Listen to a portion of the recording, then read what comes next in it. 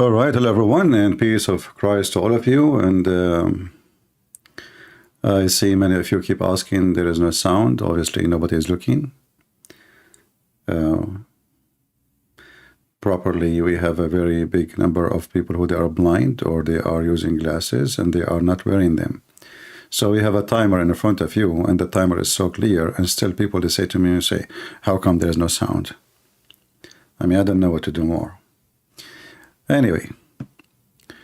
Our topic today is about, the Muhammadan as usual. Usually I don't talk about those things, but I find it very strange that I received this a video about this Abdul here. For me, I don't use TikTok. Actually, when I open this TikTok, I notice how much faith in TikTok, like, you see a lot of videos, naked women, etc. Crazy, very, very, very disgusting application, TikTok. And I advise none of you to use it. I mean, don't use it. But anyway, just for the purpose of our video. So this is a video made by this guy about Shaykh Uthman ibn Maftouk, taking his wife. But what is the story? Usually I don't talk about those private matter. This is not my business. I mean, somebody divorced, somebody get married. This is his business. Never put your nose in something private. But this is more than private. But look what I found. I just set up my, my YouTube, and right away, in the right of my screen, I saw the video of Lili Dawa. But what is the topic? Look at this. Divorce pandemic, what is the cause? What's the cause? Episode 17. They have episode, series. Like Tarzan in the Jungle #1, Tarzan in the Jungle #2. So, divorce pandemic. And here you will notice that those two men, they bring women, and they are talking about sex, and they are talking about, this is the Muslim community in England now. But I want to show you more than what is behind the curtain. You see, they are wearing hijab, and they are wearing the burqa, and this woman, she is showing half of her head. And Lili Dawa, he don't mind for sure. I mean, the hijab is just hijab for, functionality, to be like she is a decent woman. So this man here, he go in the internet, and he is a friend of Uthman ibn Farooq. And he is telling his story. So let us listen to his story and see what's going on. All right? Again, I am not really interested in his private life, but he published it online, willingly. And I use it to show you how you cannot trust a Muslim and why Muslims don't trust Muslims. Let us hear first what happened with this guy. I don't know if the video is coming. Let us see the size of the video. I don't think I can make it better than this. But anyway, I mean, I think the picture will be fine. And the sound will be okay too. Let me take this one down.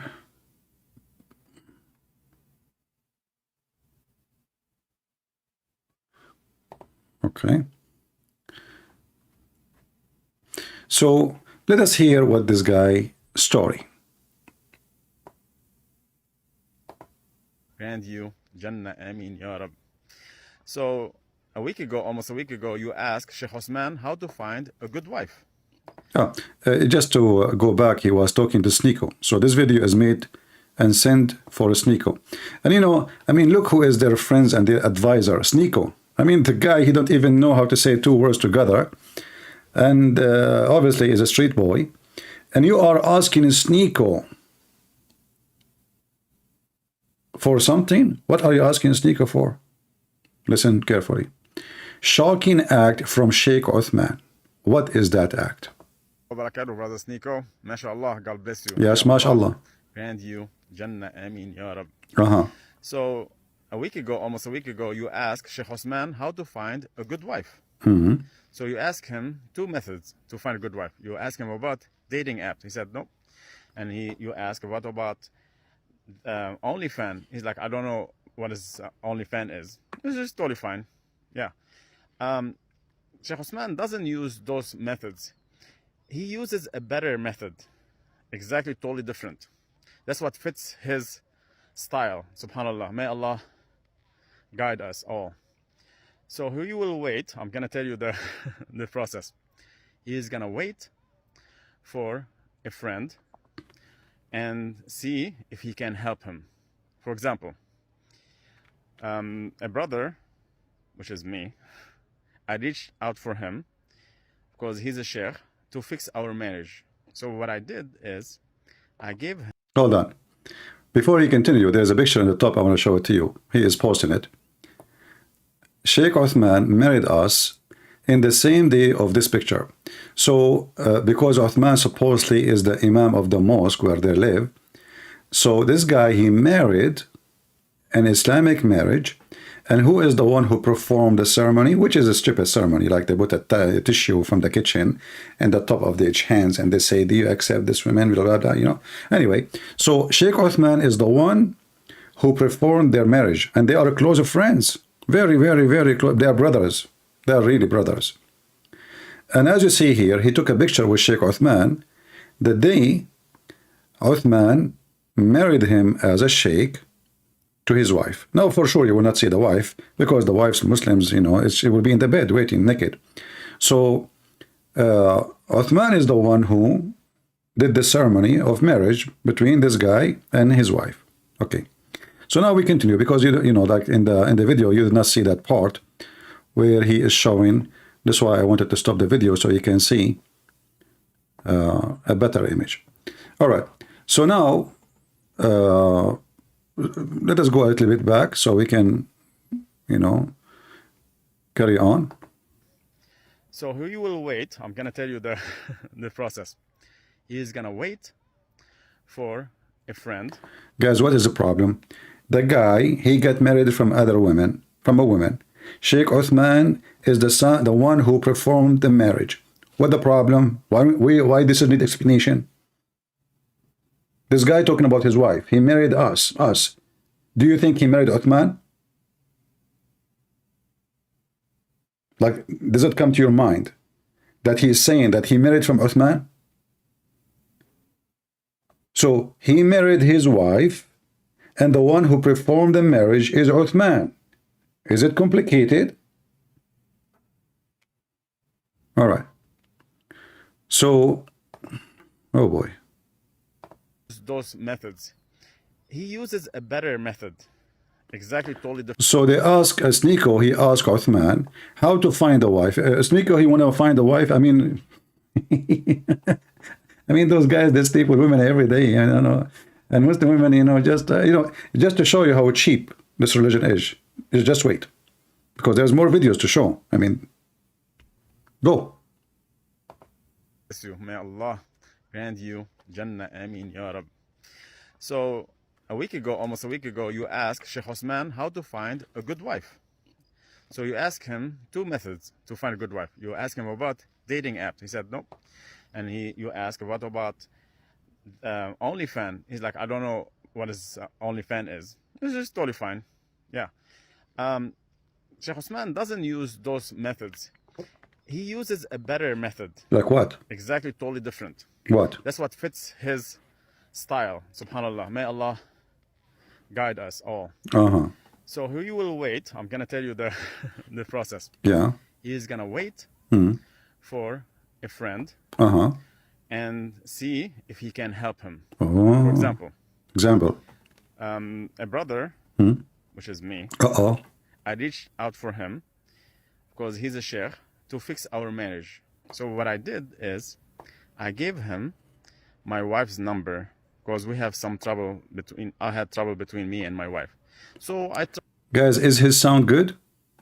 Is his voice coming good? Somebody's saying put his sound higher. Do you hear his voice fine? Is his voice in the video is fine?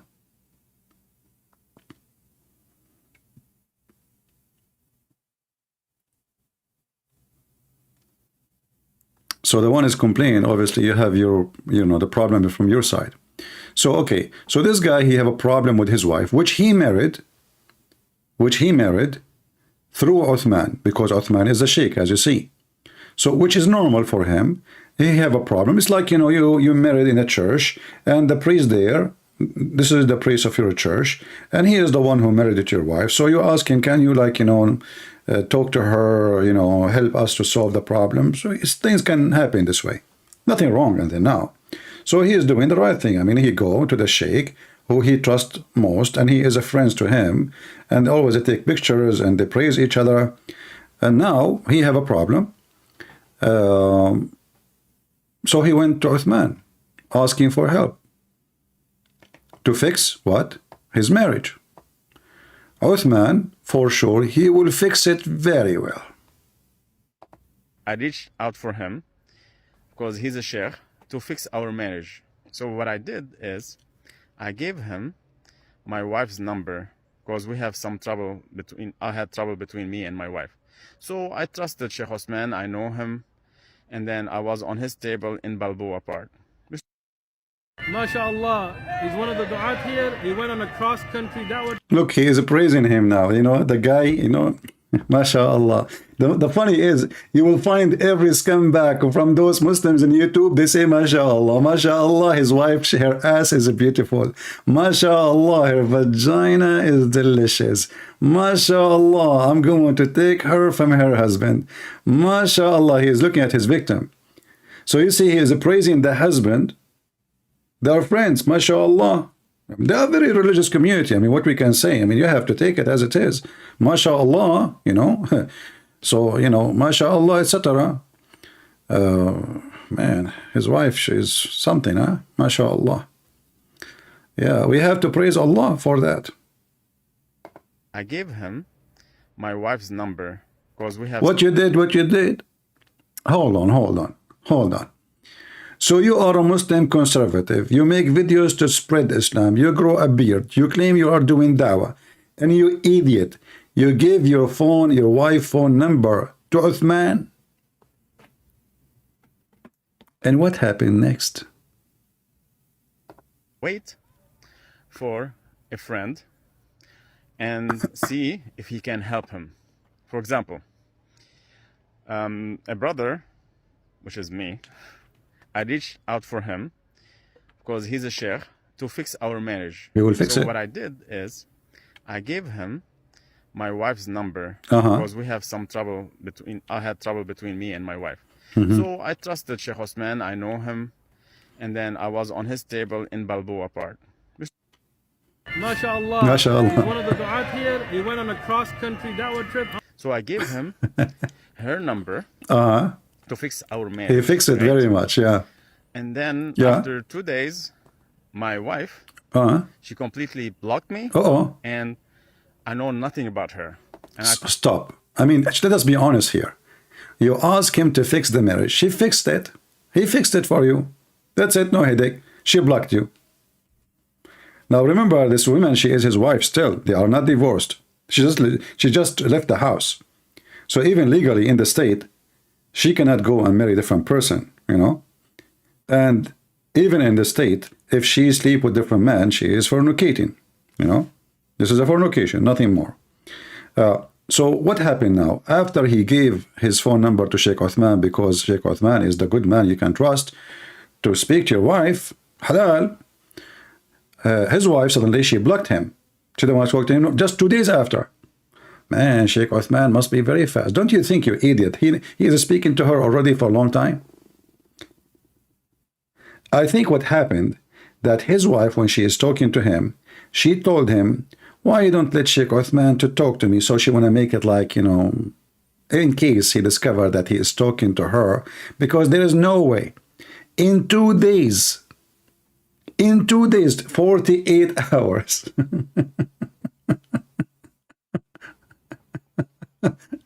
After Uthman get involved, she blocked you. Okay, what happened? So Shaykh Uthman, now he texts her, he called her, they speak, and the camera is on, mashallah, and he advised her to do what? It's our marriage, right?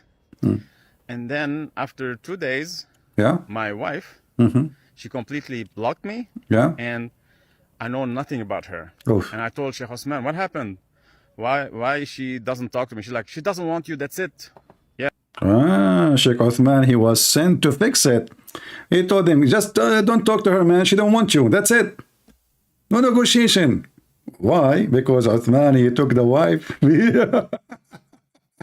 Yeah, don't bother her anymore. I'm like, okay. I was like, okay, well, this is my fate.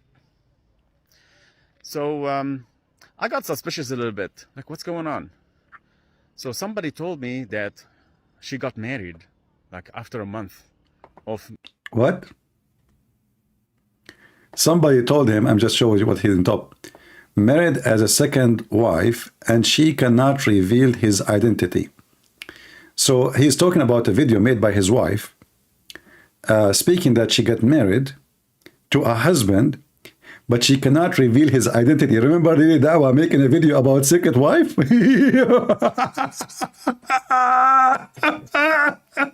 This is the Islamic society.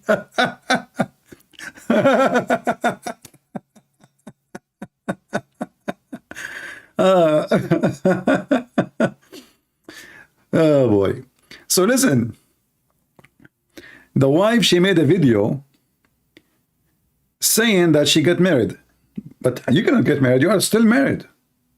How you get married? You're not divorced yet. And she cannot reveal the one who married her. Why? Because it's secret marriage. Okay. So now this guy, he became more suspicious. Why she do not reveal the name of the husband? What's going on? Me of our separation. I was like, this is weird. This is not Islamic way. And then she's still my wife. Why? She married somebody else. How she married? This is weird. She's a very private person. She doesn't talk to. I can tell she is very private, especially when we hear her video. You can tell, man. I mean, this woman, she is a private. No comment. Any guys, okay? So subhanallah. She don't talk to any guy. She talk only to Sheikh Uthman, you know. I want to ask you how you met her. As long as she didn't talk to any guy. Aren't you a guy too? Or at that day when she started to talk to you, at that time you were a girl. She don't talk to any guys. Mean. Yeah, you remind me of a joke. Like, you know, the guy, he told his friend that his fiancée is virgin. He said, really? I said, yeah. I said, how you know?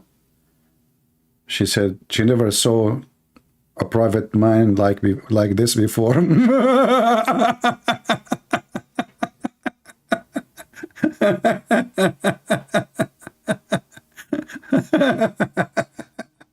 I mean, she saw like 1,000 private parts before. I'm not going to the dirty word, but she never noticed something like this before. She is a virgin, man. She is very virgin. Okay. So, sorry for, you know, tell us the story. Go ahead. Of our separation. I was like, this is weird. This is not Islamic way. And then she's still my wife. Why? She married somebody else. I'm like, this is weird. She's a very private person. She doesn't talk to any guys. Okay. So subhanallah.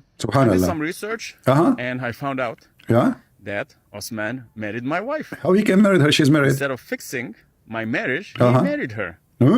Still, she's still married to me. Look. Uthman, he married the married women. Married to you? Can you repeat the sentence? This is not Islamic way. And then she's still my wife. Okay. I was like, okay, well, this is my fate. So I got suspicious a little bit. Like, what's going on? So somebody told me that she got married, like after a month of our separation. I was like, this is weird. This is not Islamic way. And then she's still my wife.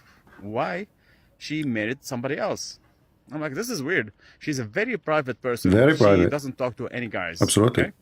So subhanallah, I did some research and I found out that Uthman married my wife. Instead of fixing my marriage, he married her. Excuse me. This is the very much perfect fixing. What are you talking about? He fixed everything. I mean, he was busy for the last 48 hours fixing stuff. What are you talking about, you know? Secret wife, and, you know, this is, by the way, it's a crime in California. You can go to jail, and the police should investigate, because now, actually, there's a proof of it. Later, you will hear a phone conversation between him and Uthman. He forced Uthman to divorce his wife. This guy, obviously, he blackmailed him. He will report him to the authority. So Uthman, he recorded Uthman divorcing his wife. But I don't want to burn the movie for you. You know, you cannot tell the Arab a movie. You cannot take him. He will tell you the movie before you watch it. Anyway, so, okay, now, so what happened? So, subhanAllah, I did some research, and I found out that Uthman married my wife. Instead of fixing my marriage, he married her. Still, she's still married to me. Islamically, she's still married to me. Subhanallah, may Allah guide him. I don't know, subhanallah, this is not Islamic. Do you think Allah did not guide him by making this happening and fixing your wife? What are you talking about? Isn't it the Quran says everything happened to you by the will of Allah? Bad or good? Now you deny destiny? It's destiny. When they asked Muhammad about fornication, he says everybody, every human being, he have his portion of adultery, which he must commit as his fate. So this is Allah, you know, Allah, he made this happen, brother. Allah behind it. Allah made you give his phone number to your wife. I think she, you know, he have it already. Allah made him, you know, like each other to go to bed, and Allah, you know, made him fix the problem. So what happened? My wife, instead of fixing my marriage, he married her.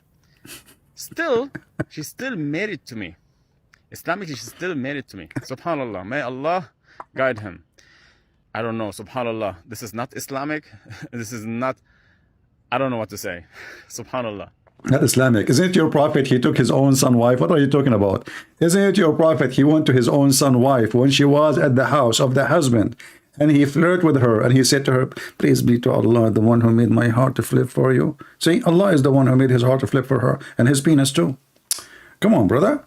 This is very Islamic. What are you talking about? If your prophet did it, why Uthman, the ketchup boy, would not do it? You know, he was catching up with your wife. So this is the way that Uthman pick up his wives. And guess what? She's his second wife. And then this is the testimony of my wife, that how did she find the new husband. Oh, now listen, guys, his wife is the one, she is very private. Remember, he said she is very private, she don't talk about anyone, but she is posting this online. Listen. You judge. Assalamu alaikum. Assalamu alaikum. Wa alaikum assalam. So I'm a second wife. My husband had a first wife before we got married. Him and I were not looking to get married, like, at all. There was a guy that was trying to marry me, and he gave... There was a guy, he was trying to marry me. See, I told you, this is not 48 hours. You see? There is a guy, he was trying to marry me, and she is talking about what's going on when she is married. There's a guy who is trying to marry me. Simply, she is cheating with him. He's, you know, they are, you know. So there's a guy trying to marry me, but she is married. How he is trying to marry her, and how it is that he is trying to marry her, and she is married, and Uthman, he just got the phone number 48 hours, as the guy said. So obviously, they are talking to each other, and there is some kind of shukutuku for a while. So this is the wife telling her story, how she found the new husband in eBay. Of me, of our separation. I was like, this is weird. This is not an Islamic way. And then she's still my wife. Why? She married somebody else. I'm like, this is weird. She's a very private person. She doesn't talk to any guys. Okay? So subhanallah, I did some research and I found out that Uthman married my wife. Instead of fixing my marriage, he married her. Still, she's still married to me. Islamically, she's still married to me. Subhanallah. May Allah guide him. I don't know. Subhanallah. This is not Islamic. This is not, I don't know what to say. That's not Islamic, absolutely. Yeah. So this is the way that Uthman pick up his wives. And guess what? She's the second wife. And then this is the testimony of my wife, that how did she find the new husband? You judge. Assalamu alaikum. So I'm a second wife. My husband had a first wife before we got married. Him and I were not looking to get married, like, at all. There was a guy that was trying to marry me, and he gave my current husband my number, saying, please call her for me, blah, blah, blah. Did you hear it? This guy is telling the truth. There's a guy trying to marry me, and my husband gave him the number.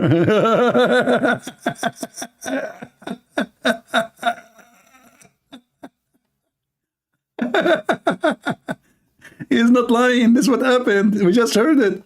So there is a guy trying to marry me, and my husband, he gave him the number.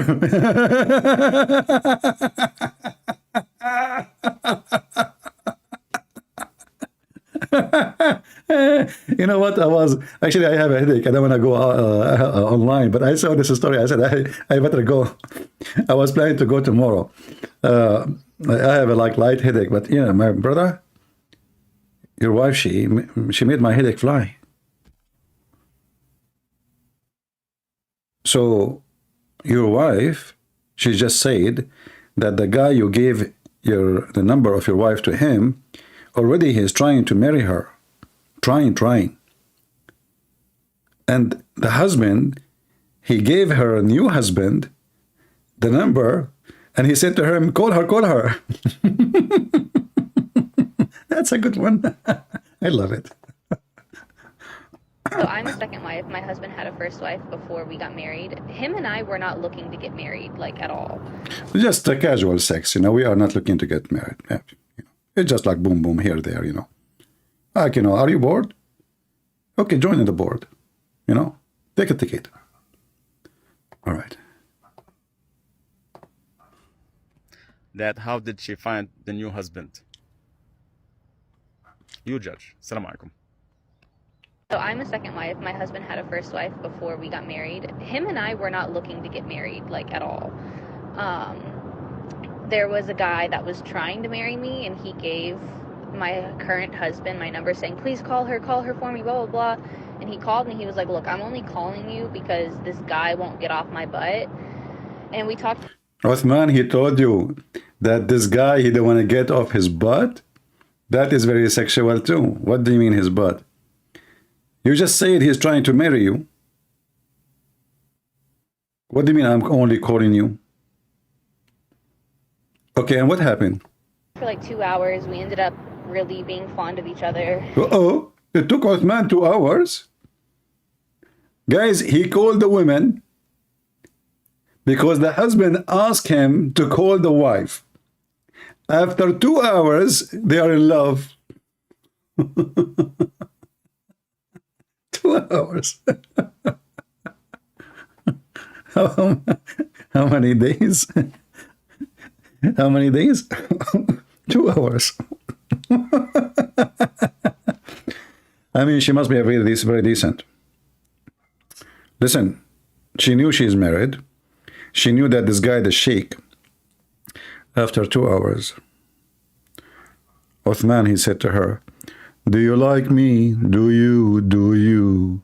Do you miss me? Do you? Do you? Do you want me? Do you? Do you? Let us do it. Let us do it. Let me do you. She answered, yes, I do. Ask Lily Dawa to bring him with you because he's a female and doesn't count as a man like you. Hello? What the heck? 2 hours? I mean, Prophet Muhammad took him longer. Who in the world want to believe that in 2 hours you found that you are... What? Just say again, what? The guy that was trying to marry me, and he gave my current husband my number saying, please call her for me, blah, blah, blah. And he called and he was like, look, I'm only calling you because this guy won't get off. Remember, she just said, but this guy, he's trying to marry me. So Sheikh Uthman was hitting on her long time ago. Did you notice what he said? There's a guy trying to marry me. Trying. Now the husband, he told Uthman to call her. The same guy who is trying to marry her many times. He called her now and he told her, I'm calling you just because your husband, I want to get him out of my butt. And then 2 hours. 2 hours later. Assalamu alaikum. So I'm a second wife. My husband had a first wife before we got married. Him and I were not looking to get married, like, at all. There was a guy that was trying to marry me, and he gave my current husband my number saying, please call her for me, blah, blah, blah. And he called and he was like, look, I'm only calling you because this guy won't get off my butt. And we talked for like 2 hours. We ended up really being fond of each other. He told me, I'll find a husband for you. I said, okay. You will find a husband for her. What a service he is doing for her. He is doing it charity. La la la la la la la. I wanna be a sheikh, oh la la. All women just call me. I can find a husband for you beside me. La la la la. What the heck? And this guy in yellow, he's saying, how can he allow himself to speak to his friend wife this way?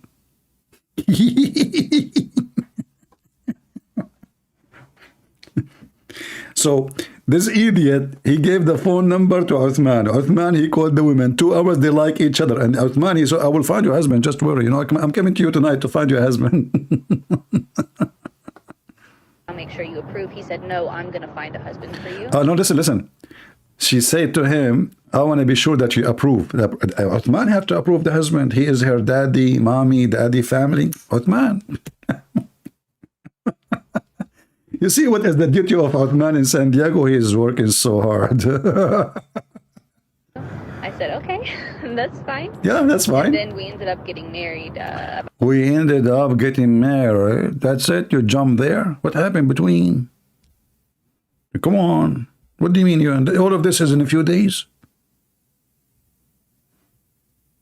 Man.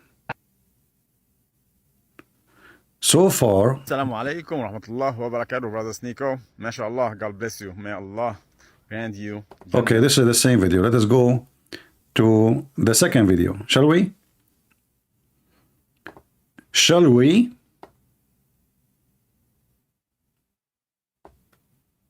Is Uthman a zani, which means he is a fornicator? 1. So now, this guy, he asks Sneeko to ask Uthman an honest question. How many wives you have?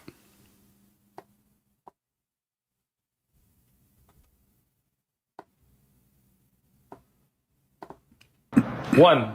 Alhamdulillah. Assalamu alaikum wa rahmatullahi wa barakatuh, Brother Sneeko. I hope you're doing well. I have a request. Can you ask Sheikh Uthman how many wives he had last October? And then ask him again. Last October? There's any update for it? We are in November now.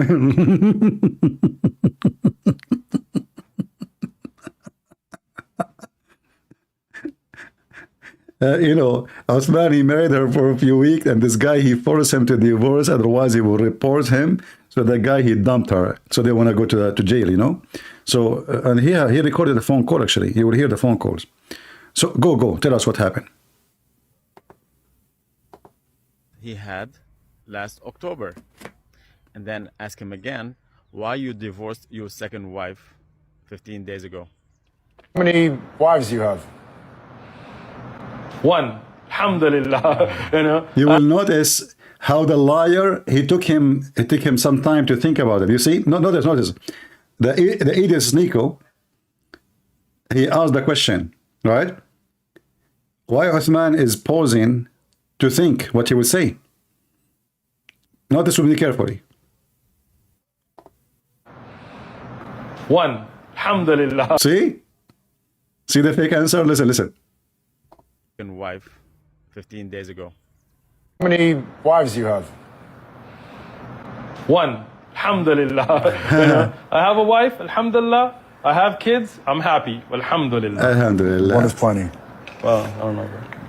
So in Islam, the man, there's nowhere in any hadith, there's nowhere in any verse in the Quran that states that a woman has to give permission to her husband for him to get a second wife.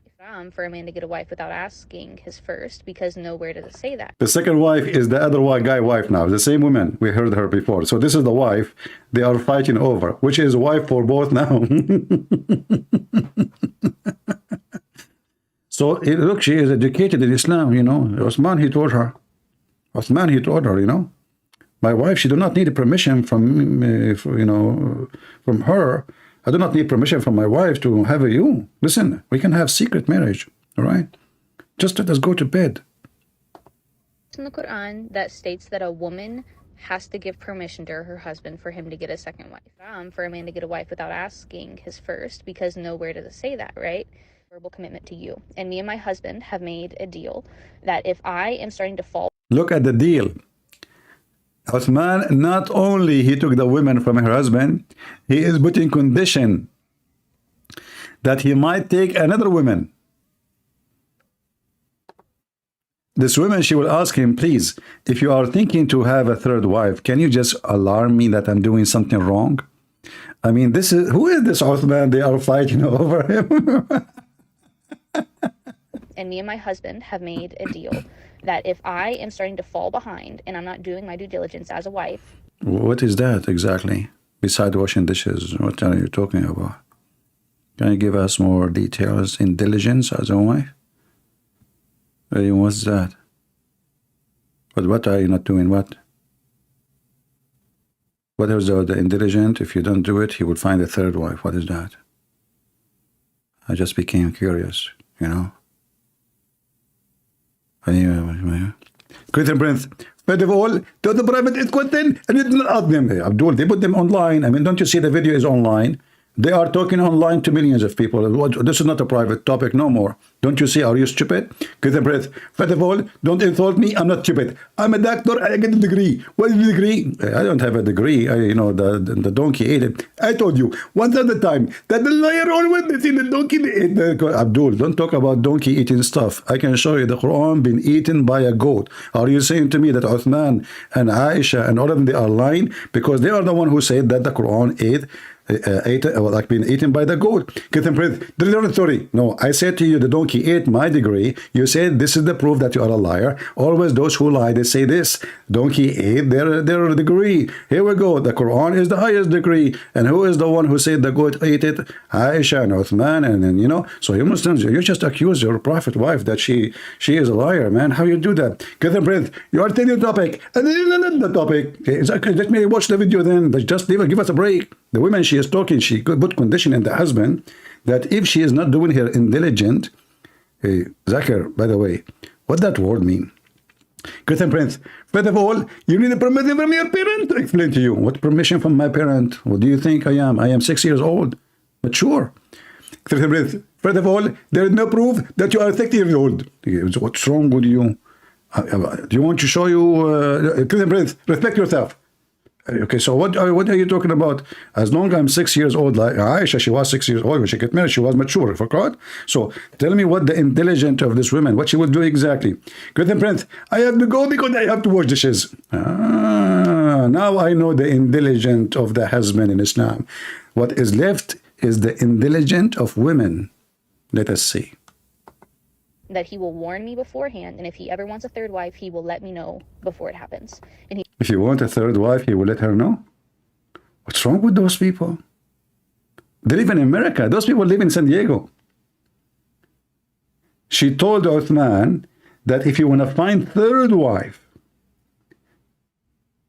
he will let her know, because now she don't trust him. Already he have her as a second wife, as a secret wife. he swore to Allah for that. That's the best. He swore to Allah? He did? can do to prevent him from getting another. But also, my husband, he's got the money for 2, but he don't got the time for 3. He doesn't. Uthman, shame on you. You have the money for 2, but you don't have time for 3? Sorry, he have money. He have money for 3, but he don't have time. So she reacts, you know, like she's. I mean, you know, he can squeeze sometimes. What are you talking about? I mean, he can spend with you a half hour instead of 1 hour. You know, I mean, what are you talking about? The time always there. Listen. Doesn't have the time to be able to split it between 3 women. He just doesn't. You know, he barely has the time to split it between her and I and 4 children. One. Alhamdulillah. Assalamu alaikum wa rahmatullah wa barakatuh, brother. And now you will see the last series in the movie. This guy, he forced Uthman to divorce his wife.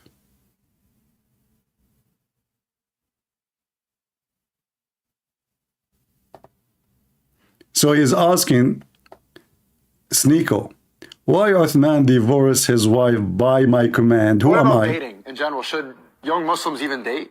No, dating is haram. Haram. Think about Niqabi. inshallah. Dating is haram. Assalamu alaikum wa rahmatullah wa barakatuh. This message for brother Sneeko. May Allah bless you and may Allah strengthen your iman. MashaAllah, God bless you, brother. First, you want to ask me who was this guy? We're going to put that till later. Yesterday, you had an interview with Uthman. You asked him how to find a good wife. You asked him about the dating and about OnlyFans. And he is like, what? OnlyFans? What is that? Really? Come on, Uthman. You know what's OnlyFans. You live in San Diego. Come on, come on. Look like all of you are expert. I thought OnlyFans is the website of Andrew Tate. I thought this is a porno website. I heard in the video like Andrew Tate, he's speaking about OnlyFans, so I thought this is his website. It turned to be something else. But look, all the Muslims are expert about OnlyFans. Okay, let's get to the subject here. Can you ask Uthman how did he meet his second wife? How? What method he used? Let him answer you. And then ask me how did he find her.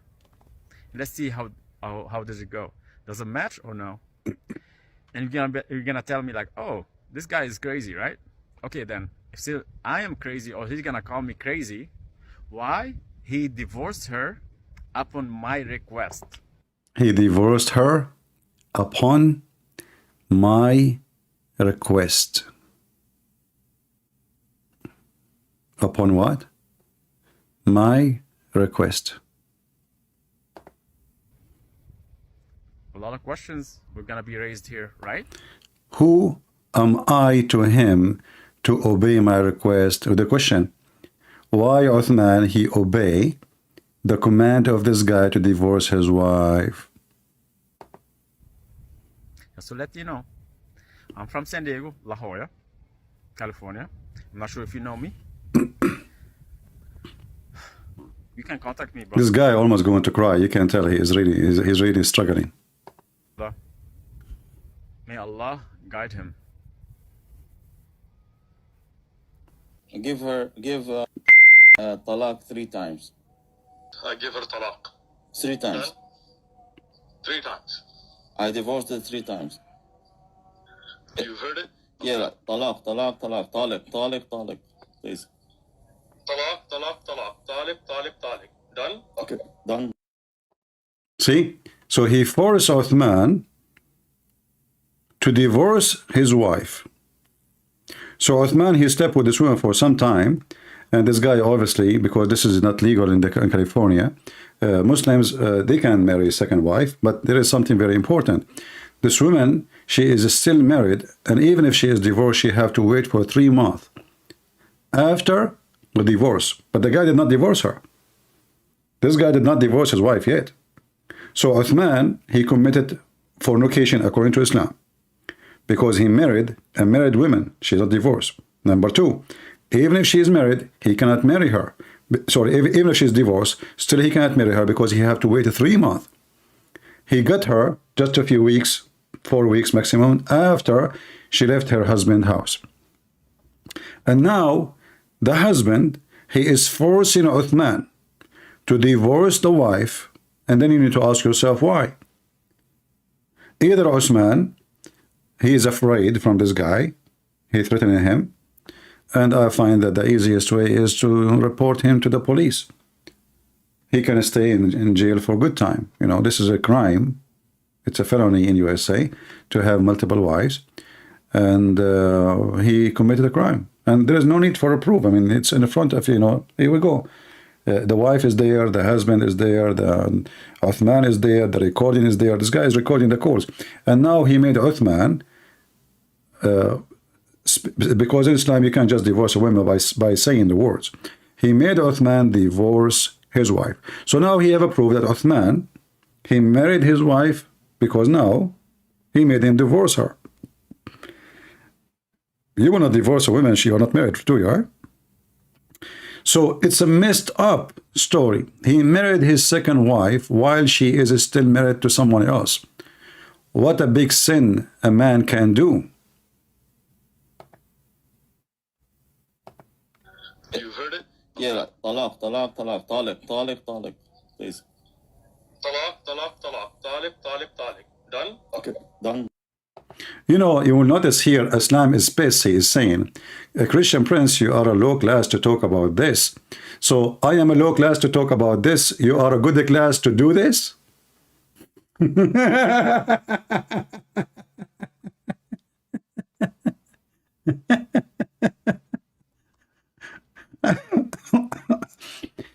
According to the Quran, Uthman and that woman, they should be stoned to death.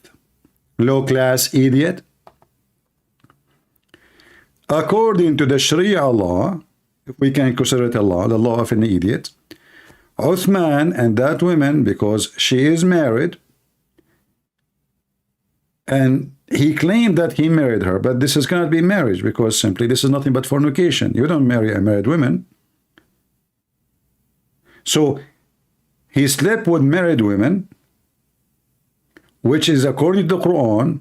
Actually, not the Quran. The Quran doesn't never mention that. This is the Hadith. Uthman shall be stoned to death. According to USA law, he shall go to jail.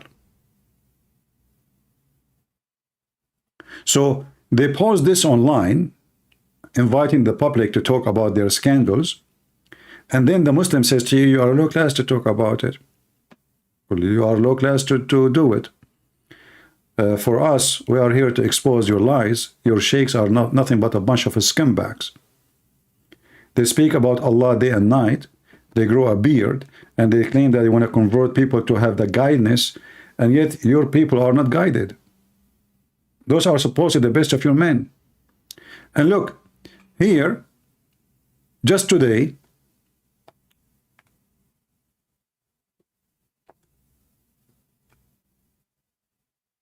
Lili Dawa have this video. What a coincidence. Divorce pandemic, what is the cause? This is when? This is just a few hours ago. 8 hours ago.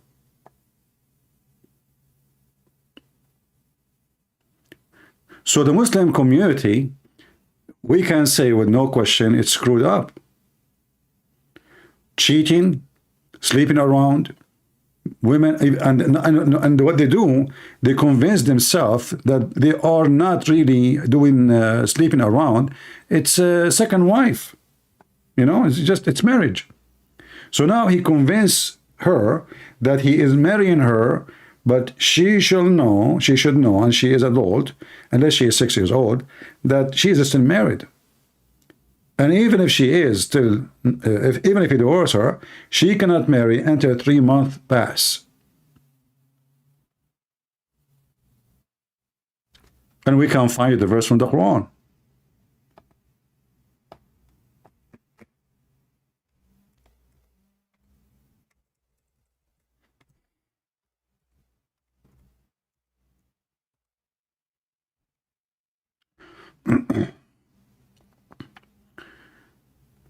So if a man, he divorces a woman, let us see. This website is horrible.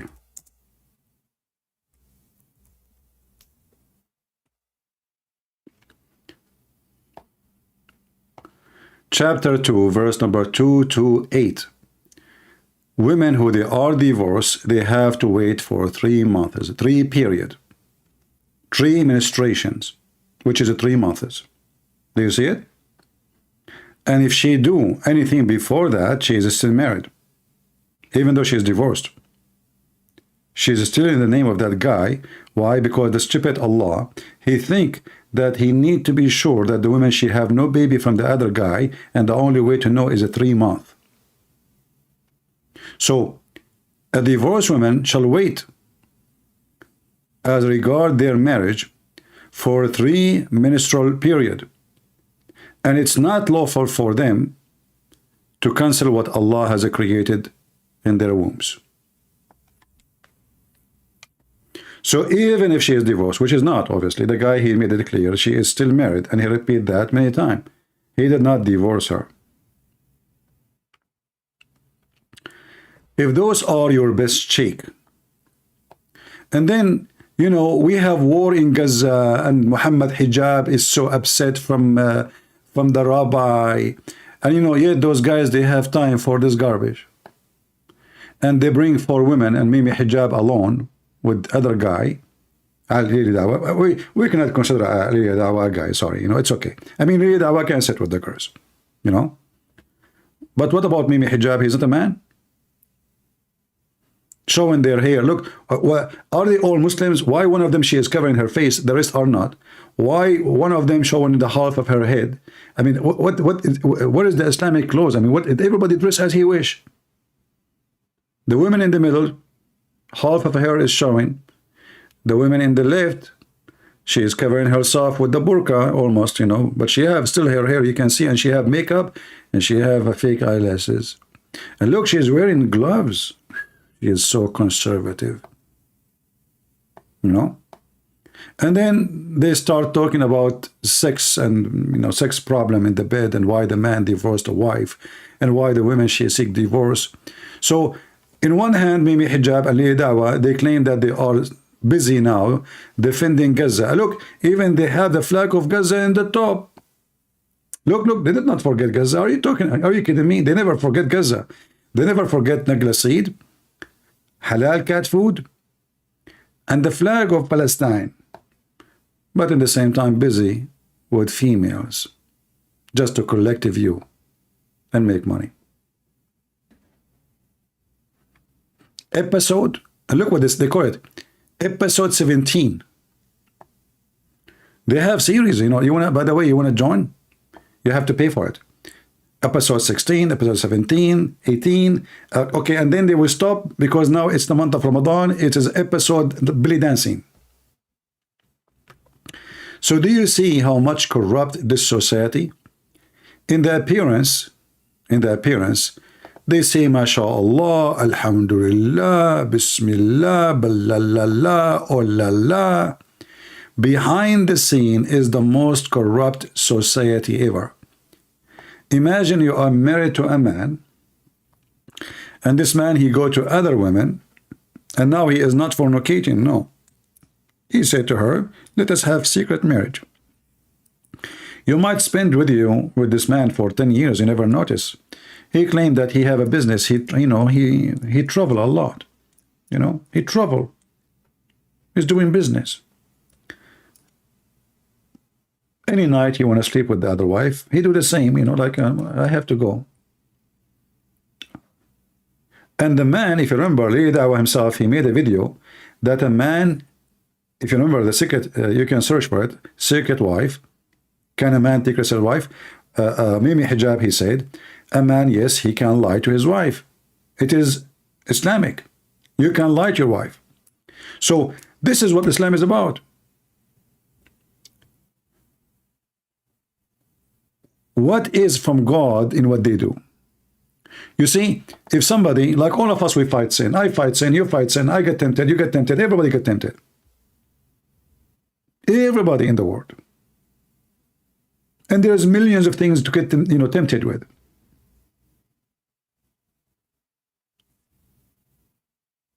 But those people, they justify by their satanic cult their evil doing. So if I do evil, if I cheat, if I go and sleep with the woman she is married, I cannot justify it. I cannot say, oh, okay, it's okay. I cannot say this is a marriage. Those people, they justify. They justify when they kill a baby. They justify when they rape a woman. They justify anything because Islam is satanic. The point of Islam is to justify evil. So now, prostitution become marriage. They call mut'ah, they call it marriage, but it's nothing but prostitution. Opening a casino for a pimp like Andrew Tits is legal in the Quran. And if you force your slaves to do prostitution, Allah is all merciful. He will go justified. It's not even forbidden. In one hand, they say to you the Quran forbid adultery, but isn't it all their marriage is adultery? This Uthman, he is a friend to this guy. And he is already married and he have 4 children. Why he is looking for a new woman to sleep with? And why he is using a person? I mean, aren't you ashamed that this guy, he is your friend? Aren't you ashamed that you are the one who married him to his wife? You are the one who did the ceremony? Aren't you ashamed that always you take selfie with him and you speak about how good he is doing da'wah to bring people to Islam? And then you take his wife? Do you have a shame? They don't have a shame.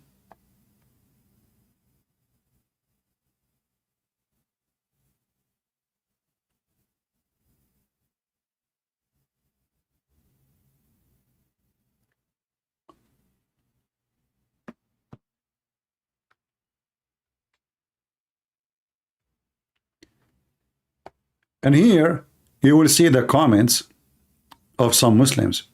You will notice nobody really, I mean, this video should have like 1 million views from the Muhammadan, but nobody care. I mean, Uthman is doing his job, lying about Islam, defending Islam. That's enough for us.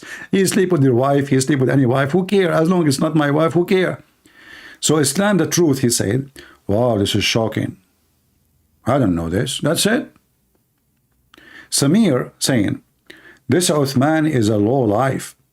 Who cannot be trusted? I posted some bad things about him, but he's lucky that Facebook made me take down my post.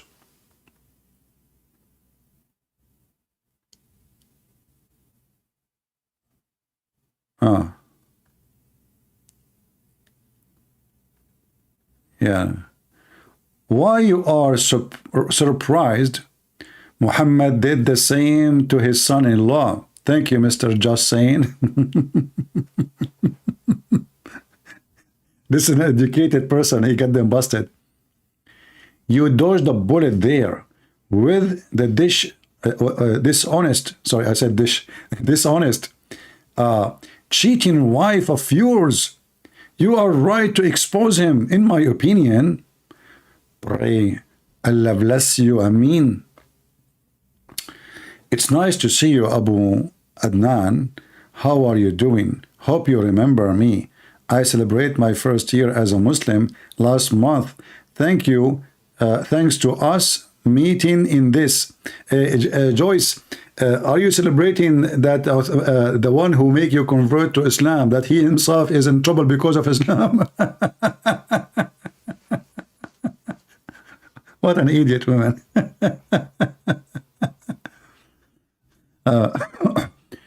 Oh believers, if an evildoer bring you any news, verify it. Look, they are accusing the guy that he is evildoer. The guy, he is, you know, Abdul, listen, if this guy, he accusing this guy with this, and he live in the state, Uthman, he can't take him to court. He can't make him a big issue, because if he's lying. So the guy, he took his wife, and you are accusing the guy that he is lying? You see, now the Muslims are defending Uthman because Uthman is working for Islam. Who are you? He's more important. So the guy, he have the voice of Uthman divorcing his wife. He forced him to divorce his wife. He have the recording of his wife. He knew his wife. And they accuse him to be a liar. And look, there's no comment really. I mean, this is a day ago. Nobody is commenting about this. They don't care. Look at this one. Wow, you got haircut. Look very nice.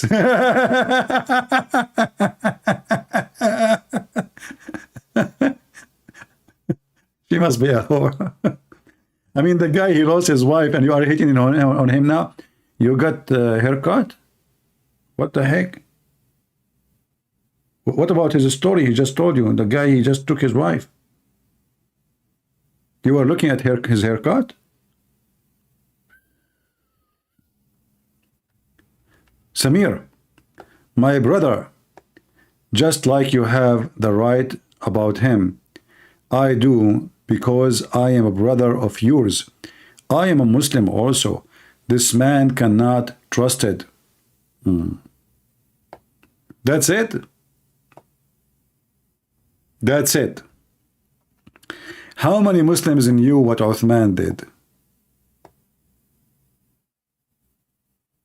How many? And by the way, I always suspect those comments to be from the same person, because Muslims, they cheat. There's a website, I forgot the name. There's a Muslim guy, he was debating Sam Shamoun. And, debating in text, like, he write back.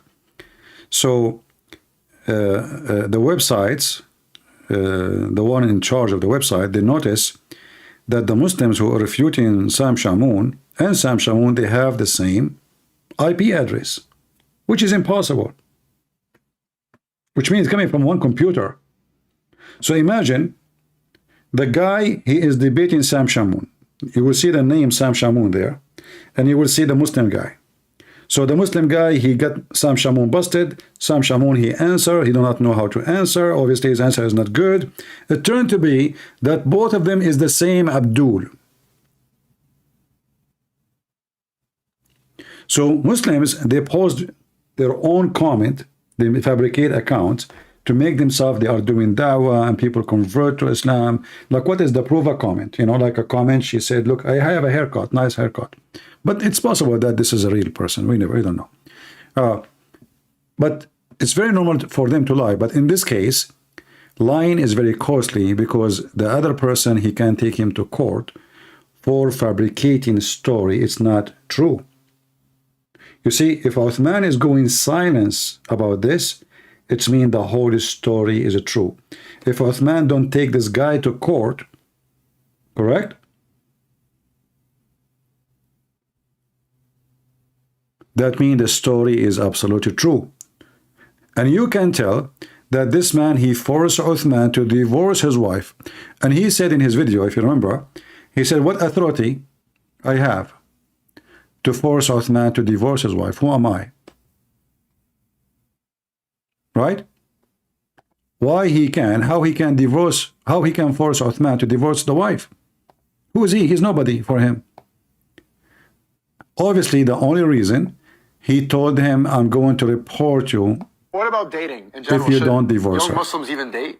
No, dating is haram. Think about Muslim don't date, brother. Muslim Inshallah. dating is haram. Assalamu alaikum wa rahmatullahi wa barakatuh. This message for brother Sneeko. May Allah. Dating in Islam is haram. Sleeping with the wives of others is okay. Haram, brother, haram.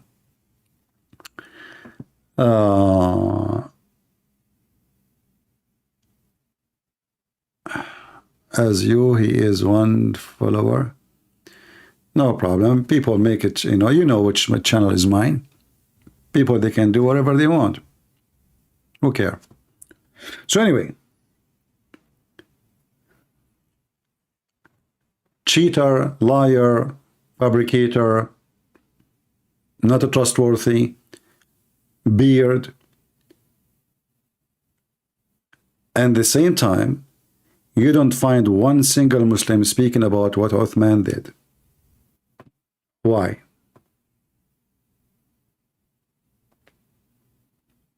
why they are not talking about it?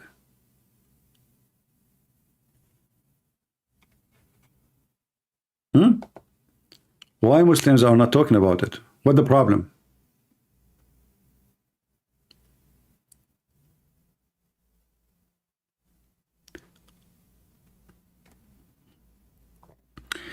Do you remember when there was a priest, I forgot his name, he was accused of rape, and after he died, you know, and they say that the accusation is true, but I don't know. I mean, after he died, you go after him. What about you accuse him when he's alive? When he's dead, there's no way to defend himself. But when this has happened, every scumbag in from the Muslim terrorist groups, he made a video about it. Where are you? As long you are against anyone who is a cheater, a liar. You know, for us as a Christians, we know that this is such an act is absolutely, you know, evil act, and the person who do it, he go to hell. Same time, the Lord, he warned us about false teachers who come to you in the clothes of a sheep, but they are wolves, like your prophet. So for us, when a person he do that, he is a priest, he is a bishop, he is shaming himself. But for you, can you shame this man for what he did? No, because your prophet, he did exactly the same. If you condemn this man for going after unmarried women, then you have to condemn your prophet for what he did. Correct? For me, I cannot be called a Christian. All of us, we commit sin. Nobody can say that we are angels coming from the sky. Every man in this earth, he is, you know, he get tempted, he commits sin, he fight or don't fight. It depends on the person. But I cannot claim that when I commit sin, I'm following my Lord. But you, Muhammadan, when you do fornicate with the wife of somebody else, you are following the sunnah step by step of your prophet. He took his own son, wife, not the neighbor. He flirted with her when she was in the house of the husband. And this is all written in your books. This is not a book written by the Jews or the Hindus or the Christian prince. This is your books. So, is that why Muslims don't dare to shame him?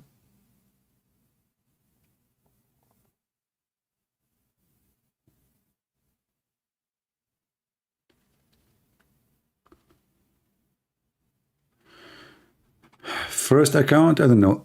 What first account? I see here. I saw he said like he have other account. Which video he mentioned that he have other account? I'm not sure. Assalamu alaikum wa rahmatullahi wa barakatuh, brother Sneeko. MashaAllah, God bless you. May Allah grant you Jannah. Ameen, Ya Rab. Yeah, here I see he says check my other main account, but I don't see where the other account it is. I'm not sure. Here it says my other main account, but where? Maybe Abu Adnan Halik, let us search. No, it's the same. Let us click here and see what we will find here. This one looked like one video he opened a second account. Yeah, this is not the original maybe.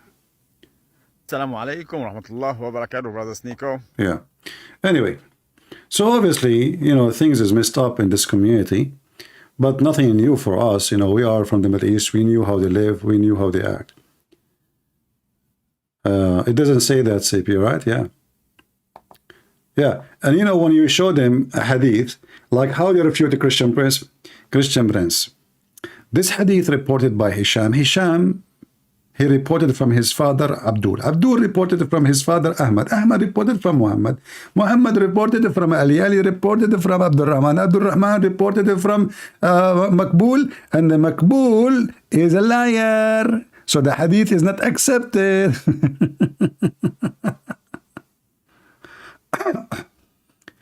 Live visitor. He have an account live visitor. I don't know, live visitor or dead visitor, who cares? I mean, we got the videos we want, who cares? I'm not going to go after his videos. I don't even care. I mean, I saw this guy before.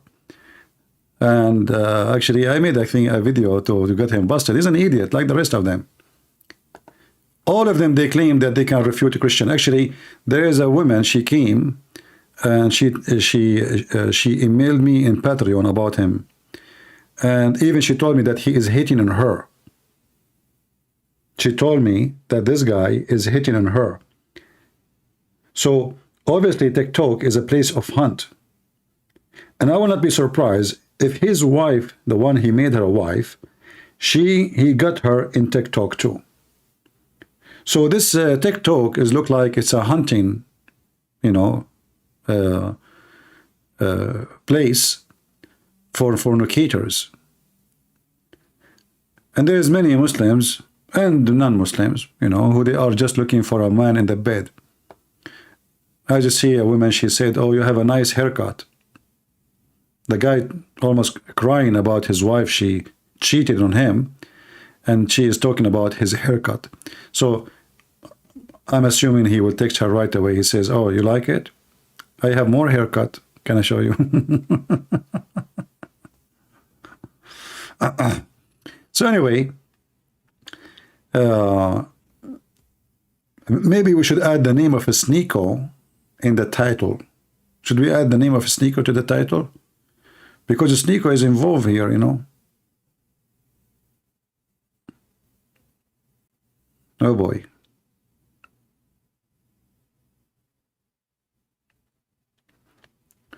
And you know, this obviously this guy is so naive and stupid to the point he give someone his wife number. Like he don't say to him, let us go meet me and you and her, you know, and you talk to her. No, I will give you her number.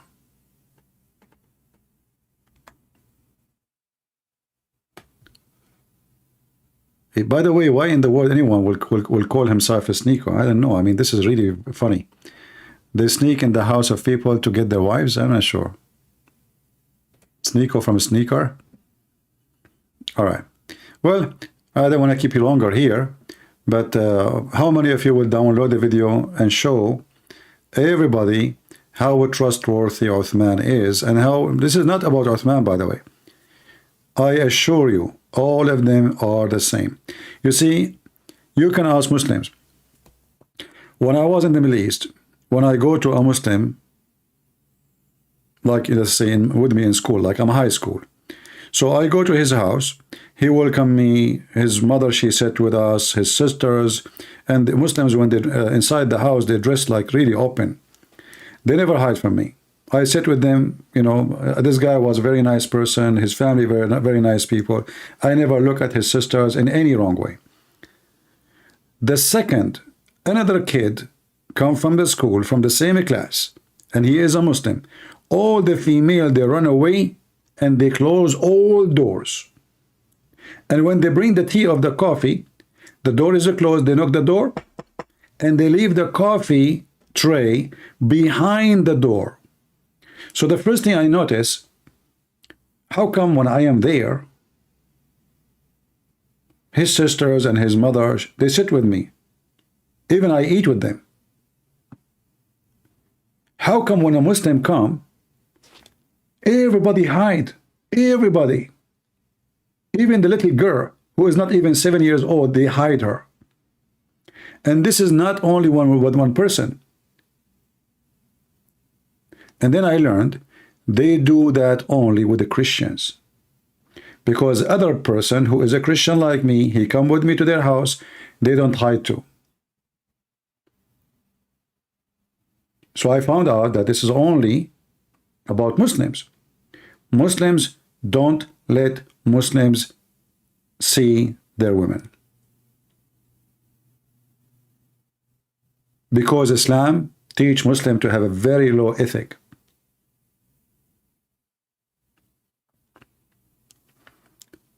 When a Muslim family, they come to visit my parents, the wife, she take her scarf. My dad is sitting there. She's not covering her hair. She take off her coat. She's wearing a normal dress. That will never happen in the house of a Muslim man. Women, they sit with women alone. Alone. And men, they sit alone. When they go to visit the Christians, the woman, she is dressing nice, she have a makeup, she have her hair, you know, style, she have sometime even shorter skirt. And the husband is with her. You know, her husband is coming to visit with her. They don't trust Muslims.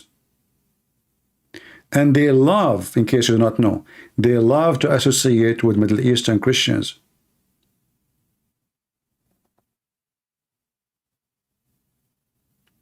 This is the fact and this is the truth. And then this poor man, he go to Uthman and he tell him, you know, can you talk to this, you know, to my wife to fix my marriage? And then what Uthman he do? I mean, listen, even if you like the woman, let us say the woman is attractive, she is pretty. But where's your shame? I mean, the guy, he is your friend and he asked you to do something. At least wait until they get divorced and there's no hope and that's it. And he forgot about her. And then later you say, you know what? You know, things work. We met, we talk. You know, you don't want her no more. She don't want you no more. And that's it. It's over. But she's married. So obviously there's a plan to take the wife from her husband.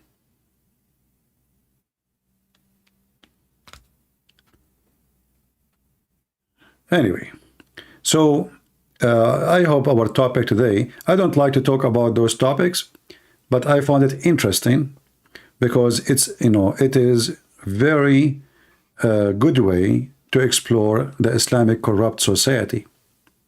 And here, when you see this video here, Lili Dawah talking about divorce and marriage and why Muslim women and Muslim men, they are suffering from pandemic of divorce. Shouldn't the Muslims ask themselves, first of all, who made divorce so easy in Islam? So easy, text message. And you are talking pandemic? Text message. He don't even need to do anything. He don't need to go to court. He just send text message. He can go out in the street, his wife, she is cooking in the kitchen, you know, he sent her a text message, say to her, you are divorced. So if you want to fight the problem of divorce, first of all, do you have even marriage? If you have marriage, you will, like you see, there's 4 women there. All of them, they can be in bed with one of those guys. What is the marriage? You know what marriage means? You merge together. In Christianity, you become one. You don't have marriage, you have a sexual contract. So, if the Islamic religion is successful to make a family, then we will not see such a title.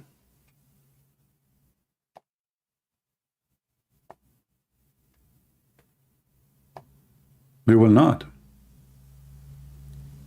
Obviously, you have no success and you have no marriage. It's just a sex contract. You know, I have a guy, his name is Muhammad Yusuf something.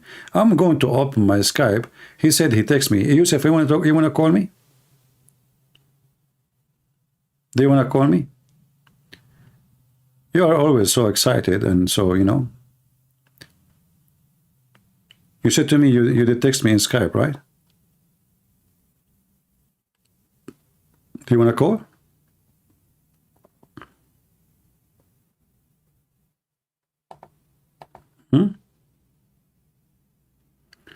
And he even calling me coward. Let us call him.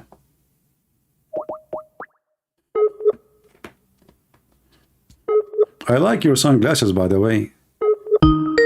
They look like my front door. Don't you think they are so big?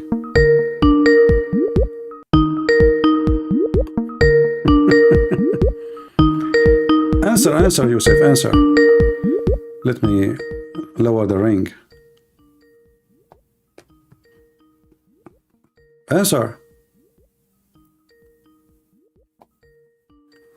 Are you sure you are not James Bond?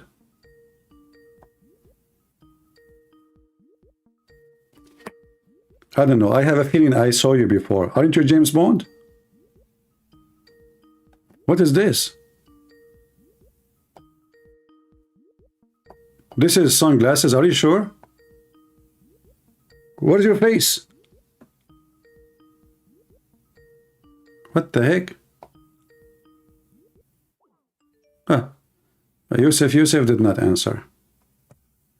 Muhammad is not available. He is not available. Let's call him one more time. Let's see. Give him a chance. Maybe his sunglasses will work.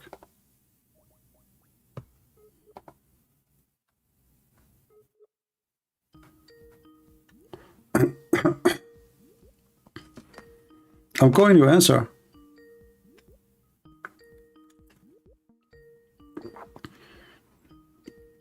If you don't answer, I'm going to block you.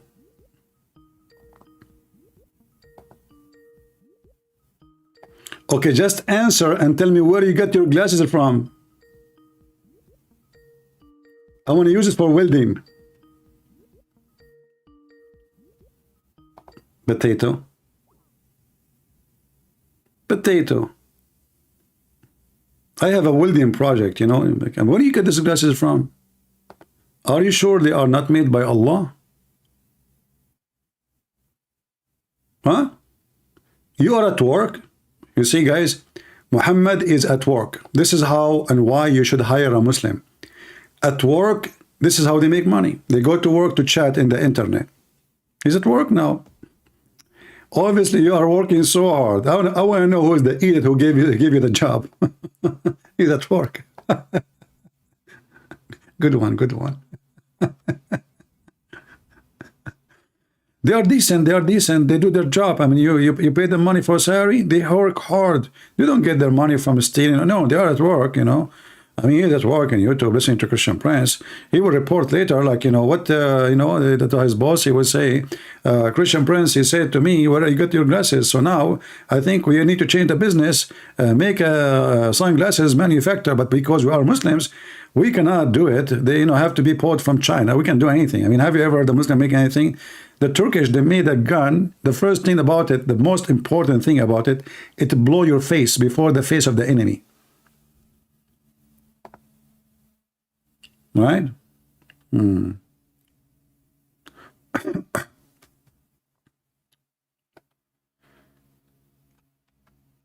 Any Abdul?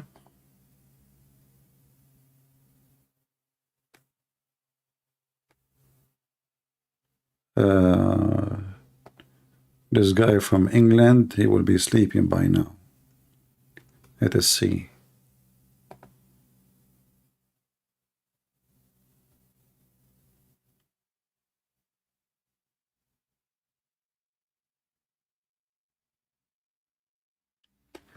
Okay, this is an ex-Muslim saying to me, thank you, all right. Abdul Rahman. Abdul Rahman, he called me many times. Like how many times? The guy, he called me like 3 a.m., 2 a.m. The guy, you see me in his dream. Let us call him.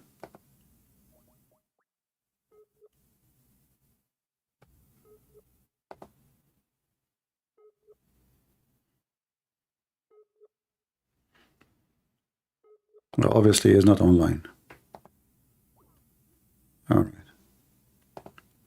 But anyway, guys, you know, Muhammad Yusuf, if you want, we can make a deal with you. You know, we can sell glasses. I mean, I assure you that nobody have glasses like those. I never saw one. You know, where do you get those glasses from? Why do you want to share your secret with us? Like, do those glasses can see through? Is it like a high technology? Because they look something fishy about them. I don't even see your face. Where's your face?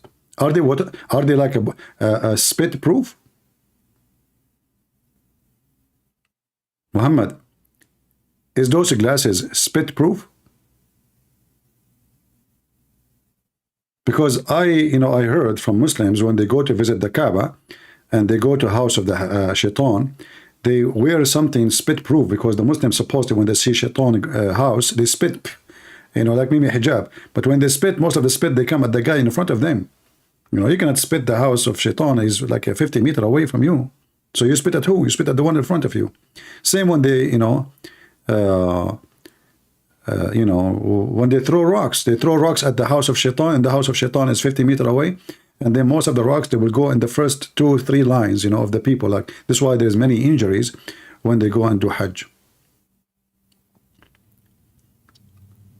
Do we have any Abdul would like to call us? They are called pit fiber glasses. I know. I mean, they look weird. But I have to be honest. He looked really like so strong, so scary. I mean, like mysterious person. Mysterious, By the way, Muhammad, when your prophet, he went to the 7th heaven in the top of a flying donkey, did he use any glasses? I mean, do you know the element in the way? Because like the empty space is so freezing cold. I remember he's riding a donkey. It's physical trip. It's not like, God, he told him, be there, and he was there. No, it's real distance. He went through, physically, through a space distance. You know how cold it is. I mean, did you ever take the airplane? When you are like 20,000 foot high in the sky, do you know how cold it is outside? So Muhammad, he went in the top of a flying donkey. And by the way, the story about the donkey is really sensitive. I don't know if you know what happened. When the Prophet, Uthman upon him, you know what? The good thing that in the time of Muhammad, Uthman ibn Farooq was not there. Otherwise, Uthman ibn Farooq will take Aisha in 2 hours. But anyway, so when the Prophet, Allah, he sent him Jibreel, and with him there is a flying donkey, which is normal for Prophet to have flying donkeys at that time. So when Muhammad wanted to ride the donkey, guess what the donkey did? He refused to let the Prophet ride him. I mean, can you believe, guys, the details?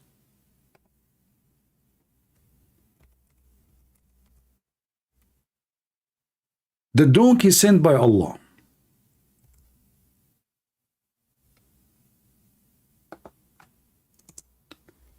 And the Prophet, when he ride the donkey, the angel told him, ride the donkey. This is the donkey coming to pick you up. The donkey, he tried to ride him. Sorry, I mean, the Prophet, it's the same. So the Prophet, he tried to ride the donkey. And the donkey went so crazy.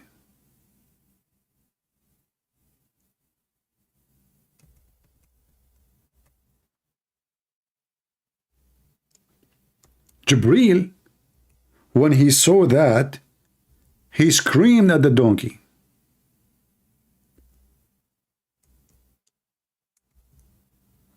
He said to him, shame on you. Do you know who is this?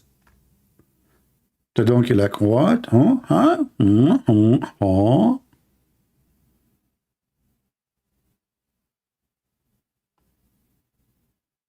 He told him, this is a prophet of Allah, Muhammad. Do you know what you just did? According to the story, the donkey starts shaking and is sweating. So, I mean, he sweat his ass. Like, what I did? Really? He is a prophet of Allah, Muhammad? How I know? He don't look like one. He look like an idiot.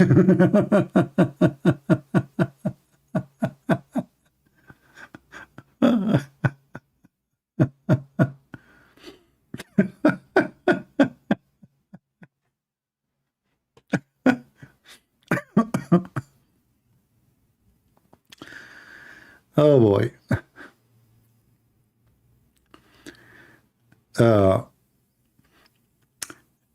You know why Allah did not tell the Buraq that this is a prophet of Allah? So the Buraq, the donkey, he came to a mission. He do not know who he will pick up who. I mean, we have to admit that's, the story is very touchy. a donkey who do not know the value of the one who will ride him. How sad.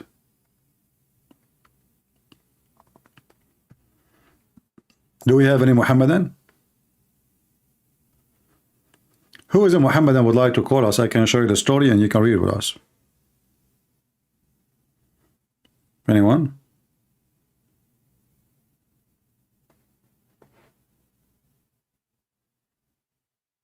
Hmm?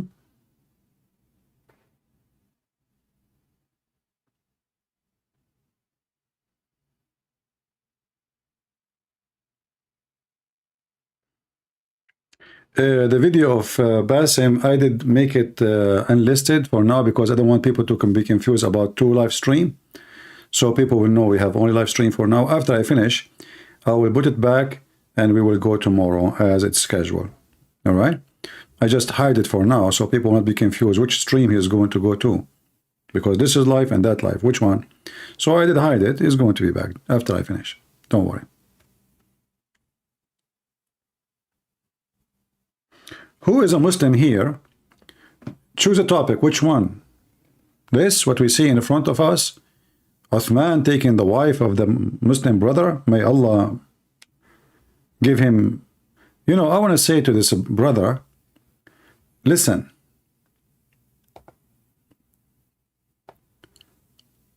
You are a Muslim. And those Muslim women, as you see, they are so easy. One goes, one goes. Anyone, yeah, just I assure you, in 2 weeks from now, maximum, he will have 2 and second wife and third wife. Right?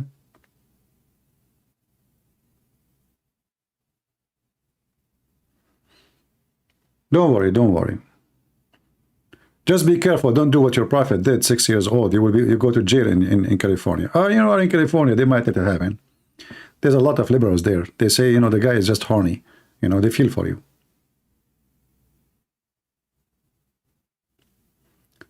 All right.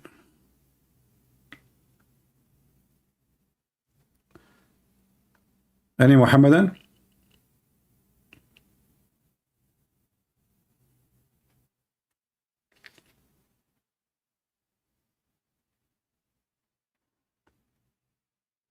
Anyone?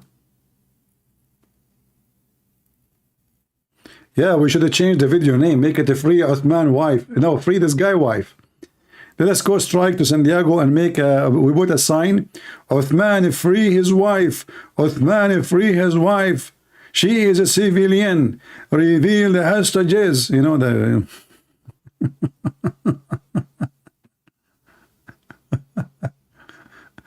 Oh boy. Oh man.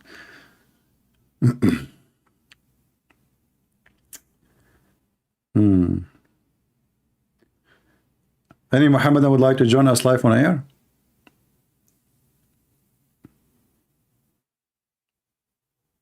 Muhammad Yusuf, he is wearing his glasses and he's walking. You know, this is why he cannot talk now. What about you, the rest of Muslims?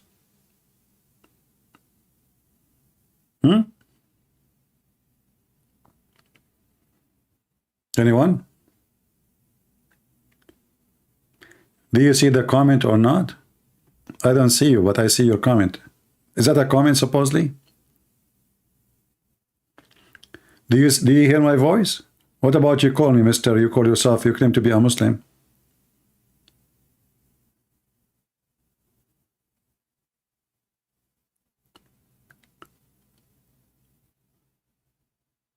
Can you describe Sunni versus Shia versus Abadi? You know, I mean, you see, all Islamic sect. I mean, if I want to describe in details, this is a big topic, but just to make it simple about Islamic sect, without just focusing in only 3, because by the way, those are not 3. Like Sunni is not one sect.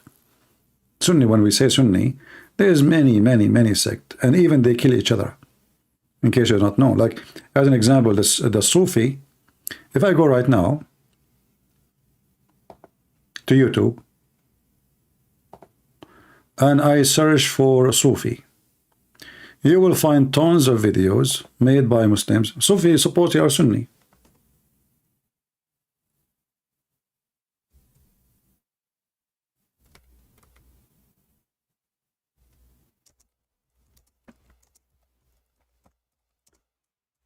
But the second you ask any Muslim Sunni, are they Muslims? They will say no. If you ask them, is Erdogan Muslim? They will say yes, but he's a Sufi.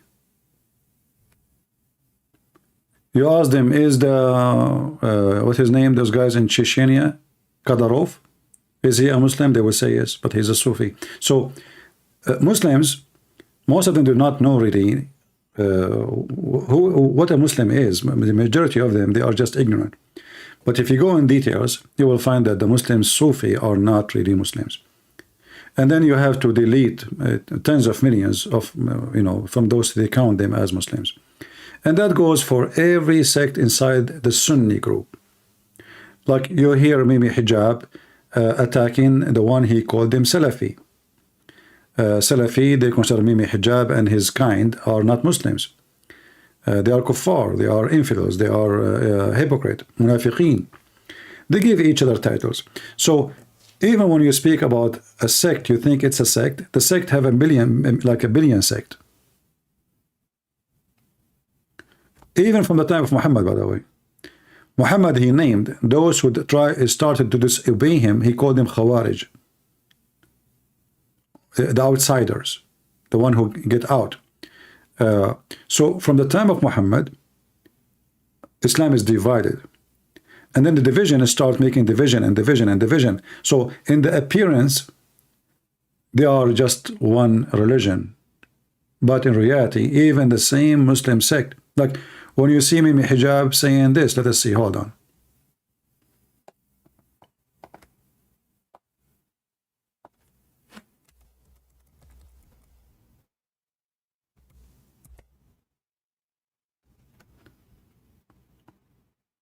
When Muhammad Hijab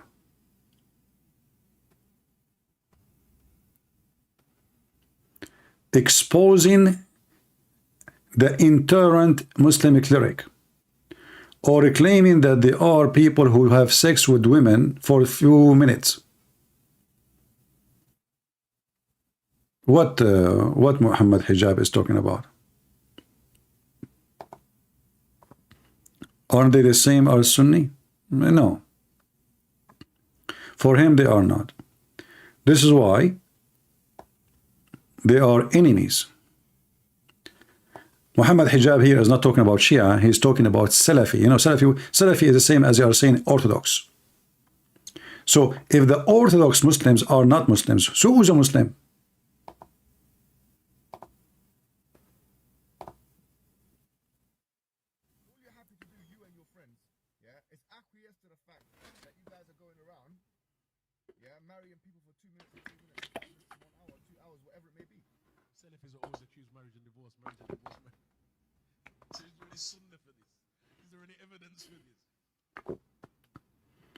See?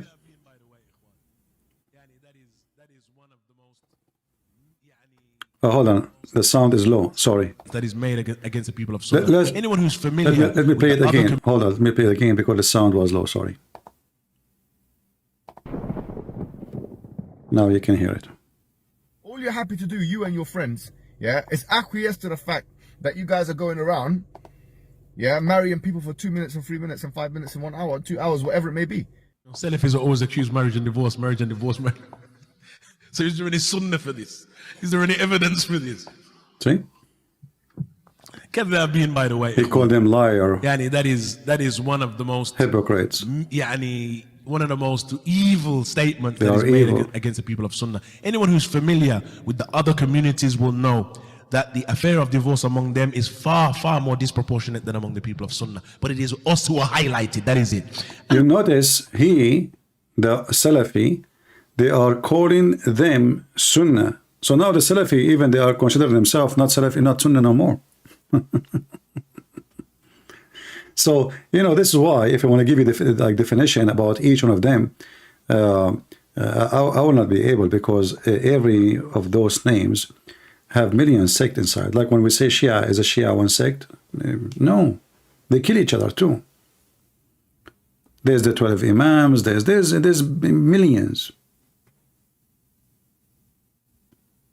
Actually, every few months there is a new sect. Like now there is a new sect. They believe that the Mahdi, he is here. Let me see if I can find the video.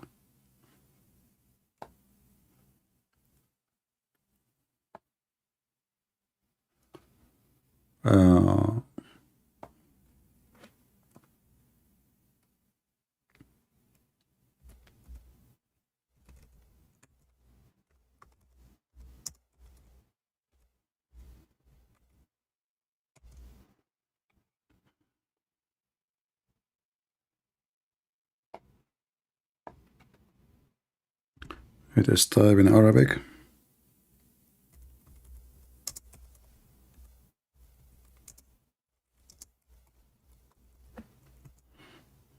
I'm trying just to remember what the search. This is a guy, he claimed that he is the Mahdi.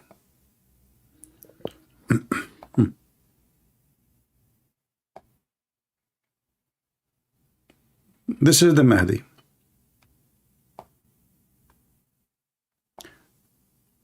And then you will find many, they will start following the guy. There's tons of them. There's Mahdis every week, every 2 seconds, every 2 minutes, every 2 months, every, Mahdi everywhere. And then there's the one who is successful, he will make a group, and there's the one who is not. The same as the one who occupied the Kaaba, if you remember, many years ago, there's a guy who claimed to be the same, and he took over the Kaaba by weapon. He took with his fighters, and they occupied the Kaaba, and then the Saudi, they could not even take the Kaaba. They asked the American Marines. The American, they are the one who cleaned the Kaaba. They killed the guy. So this guy now, he's announcing that he's the Mahdi. It says here in the video, أقسم بالله إني المهدي المنتظر. I swear by Allah, I am the Mahdi, the one they are waiting for. Let us hear him. He looked like one actually. ورحمة الله وبركاته تعالى. إخواني بالله كنتوجه لجميع المسلمين، كل المسلمين كنكلم كل مسلم ومسلمة، أقسم بالله عز وجل إني عبد الله ونبيه ورسوله، إني المهدي المنتظر. He is saying, I swear by Allah, I am the messenger of Allah, I am the prophet of Allah, the one you are waiting for. Yeah. So as you see, I mean, this is messed up religion. I can show you tons of videos, I mean, about how many of them. So this guy now, I don't know how many people they will follow him, but if he found even 20, he have a new sect. Are you with me? If he was able to find just a 20 to follow him, 20, not 20,000, he have a new sect. So he's swearing that he is the Mahdi. البشرية ستتغير تغيرا Let me see, I'm trying to find you.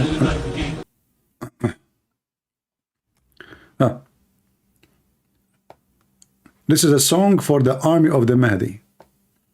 And you see the Mahdi, his face is shiny, like he is. It says in Arabic, Al-Imam al-Mahdi sayadharu min al-Iraqi al-Kufa. So the Imam, the Mahdi, is going to appear, where his appearance will be, from Iraq, from the area of Al-Kufa and Najaf. Very soon, inshallah. Al-Mahdi qadim. Mahdi is coming. Mahdi. All of those are Mahdi. Look how shiny he is. Look, hold on. Do you see how shiny his head? Hey, Muhammad, where is your sunglasses, man? Seriously, I need it. I mean, I cannot look longer. I mean, this video is making me blind. He is shiny like that? Are you serious?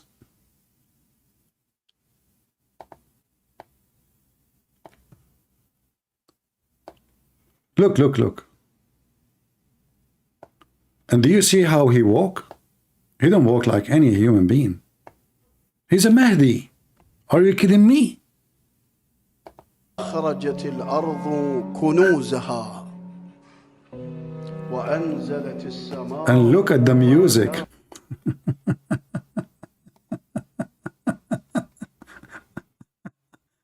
Can I have your email? Another Mahdi. This is Abdul. He was killed by the Israeli army, and look what they put in his nose. By the way, he's dead. They make him smile.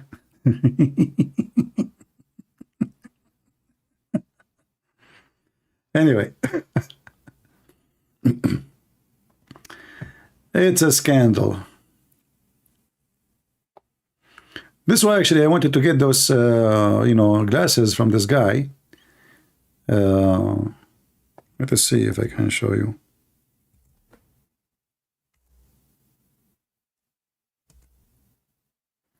Maybe I can find you a real English video. What was that?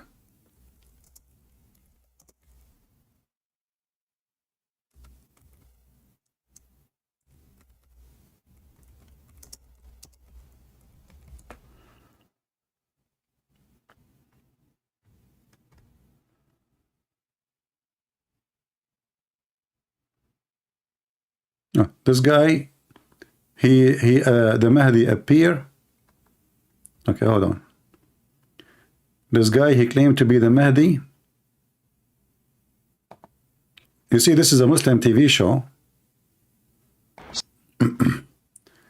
This is a Muslim TV show. You know them, those Peace TV, Zakir Naik.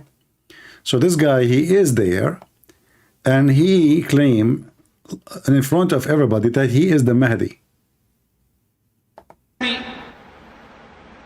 Because the topic was going about Hazrat Isa, and everybody knows that Hazrat Isa alayhi salam is going to come back.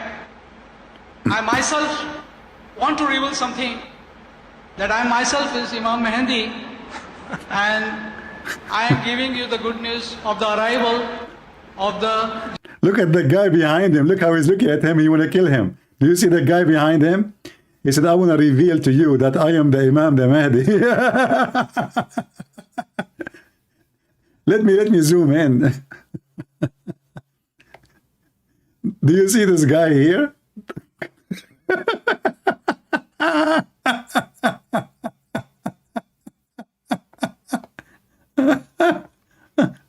Everybody is the Mahdi.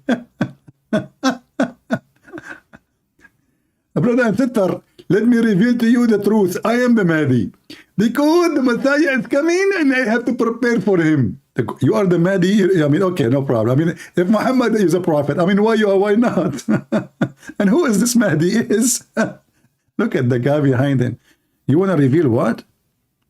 What you want to reveal to us? Just, are you serious?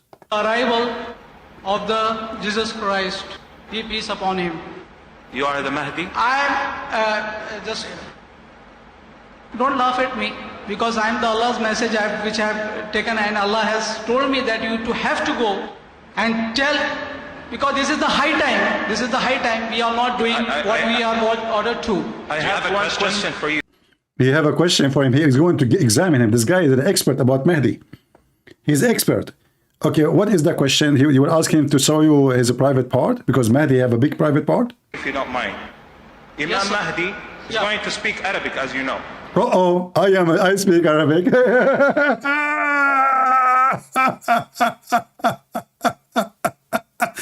Imam Mahdi is going to speak Arabic, as you know. How you know? And why he speak Arabic only? He's racist? So if you speak Arabic, how you understand what he's saying? So, as you know, Imam Mahdi, he speak Arabic. Do you speak Arabic? This is just... To speak Arabic, as you know. The Muhammadan, hey, we got him busted. What if it was a Christian prince? What if it was a Christian prince claiming to be the Mahdi?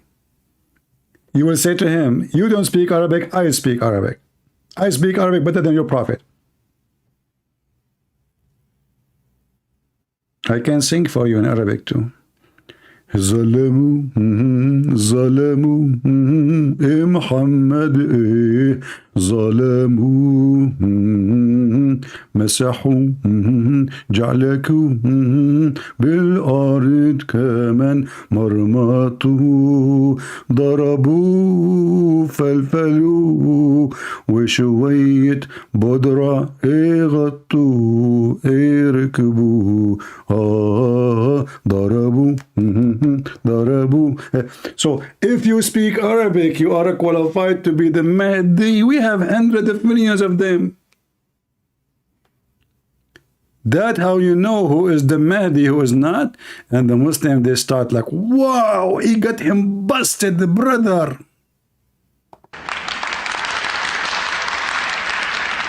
أعوذ بالله من الشيطان الرجيم بسم الله الرحمن الرحيم He speak Arabic. الحمد لله الرجيم بسم الله الرحمن Look.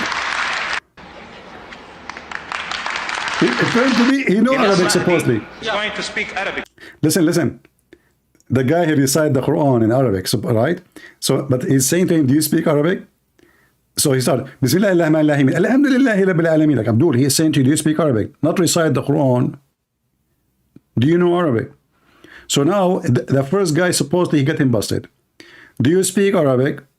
The Abdul gets so excited, he got him busted.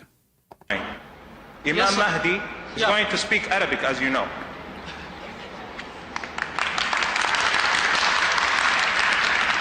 أعوذ بالله من الشيطان الرجيم بسم الله الرحمن الرحيم الحمد لله رب العالمين الرحمن الرحيم مالك يوم الدين إياك نعبد وإياك نستعين اهدنا الصراط المستقيم. Brother, this is not enough.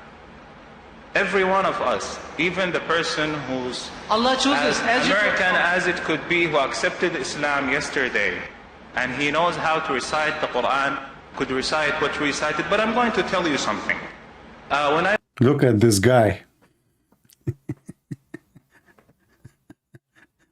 This guy is saying, this is my religion. I lost my teeth to see this. I have only one tooth left. What I am seeing now, is that truly the Mahdi? Look like he's going to be a believer. You sound like one. I was in the US, I had a similar call, was surprisingly also from another Mahdi, but he was American. So he told me that I'm the Mahdi. So I asked him the same question. I told him, brother, do you speak Arabic? Mahdi is going to speak Arabic. He said, fortunately, no. So brother, please, if you don't mind, I think the question that I asked you was enough. And to be honest with you, as to just save faces, there is no need for more embarrassment. So if you don't mind, you can have a seat. I would like to tell you one more thing, because it's a big thing, that, hello, you are not listening to me? This is question and answer time. The only reason why I let it go on a little bit longer is because I wanted to see what would happen. I have not come here to... ضربوا ضربوا إيه محمد إيه ضربوا ترارا مهدي شرشحوا إيه محمد بالأرض مسحوا مهدوه سبكوه وبالعربي إيه شرمحوا بهدلوا. So you have to speak Arabic. Guys, sorry, I'm going to retire early, and I will announce myself the Mahdi.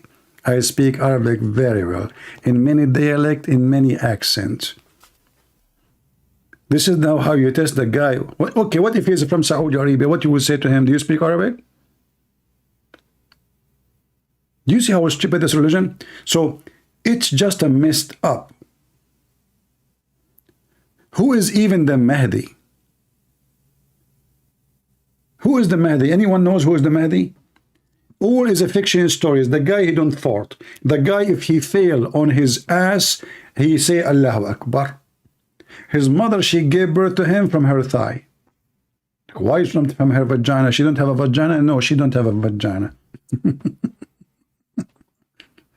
They don't even know the name of the mother. Some they say Mary, some they say Nargis, some they say what, you know. And where is the Mahdi? He is in the cave. What cave? Why is in the cave? Isn't it cold there? Is he a Batman with the bat? You know, like, you know, in the darkness? في السرداب. You know?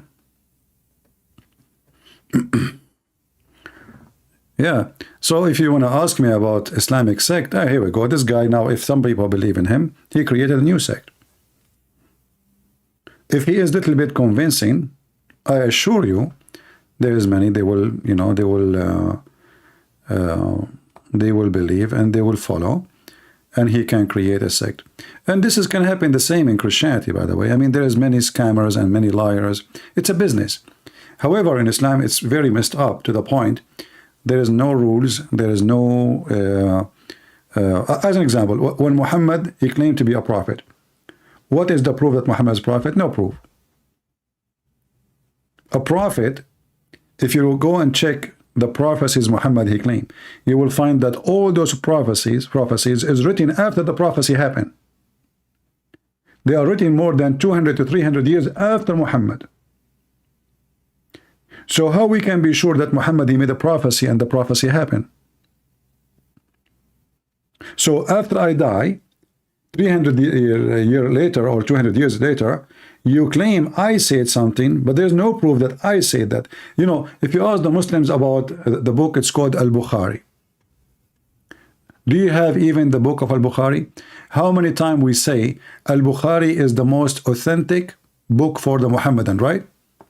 But do you know that they don't have a single page of Al-Bukhari? They don't.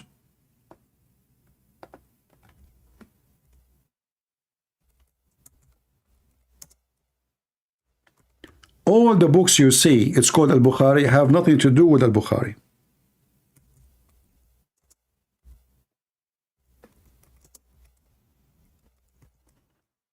Just to show you.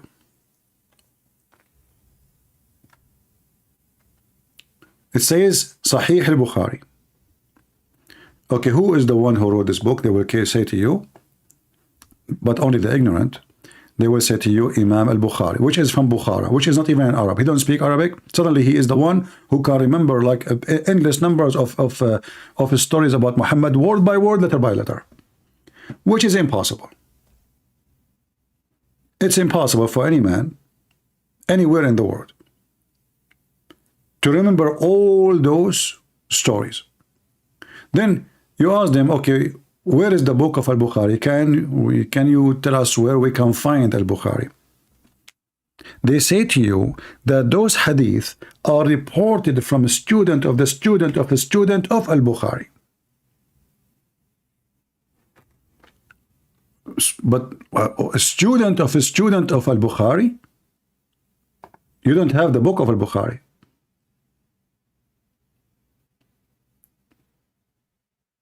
How you know that those are true stories? So everything they have, even the one it's called authentic, it's not exist. Like the Quran. The Quran itself is called what? They call it the book of Uthman, right? If you go and see that this is the most famous one, there's many copies of the Quran. If you go in page number 1, it's page number A actually, not 1. In the Arabic, actually, in fact, it's not even called Quran. It's called Mus'haf. Mus'haf, which means pages. Not Quran. There is no Quran. In page A, it says, كتب هذا المصحف الكريم وضبط على ما يوافق رواية حفص بن سليمان ابن المغيرة الأسد الكوفي لقراءة عاصم ابن النجود الكوفي التابع عن. So let me translate a little bit.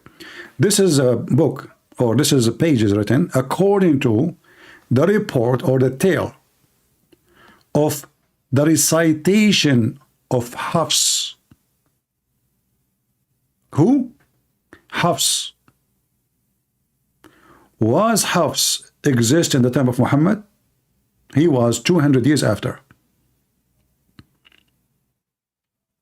So according to Hafs, the son of Sulaiman, the son of Al-Maghira Al-Asadi Al-Kufi, according to the reading of Asim bin Abi Nujud, according to from Abi Abdurrahman Abdullah ibn Habib al-Sulma, according to Uthman, according to Ali, according to Zayd, according to Ibn Ka'b, according to the Prophet.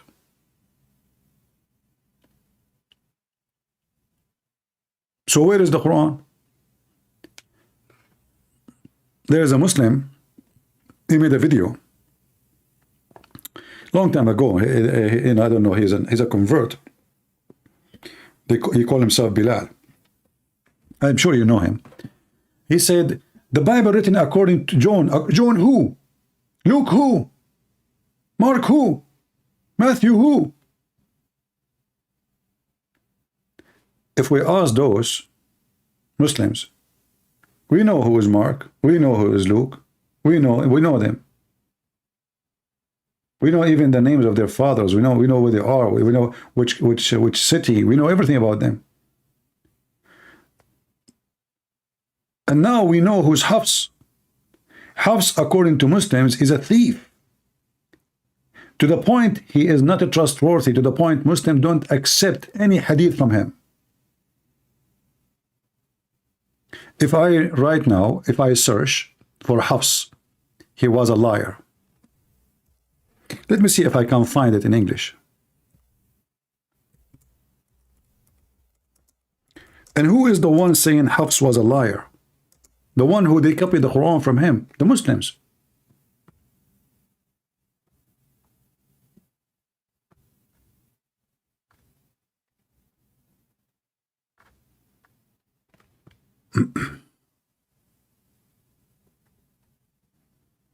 Let us see.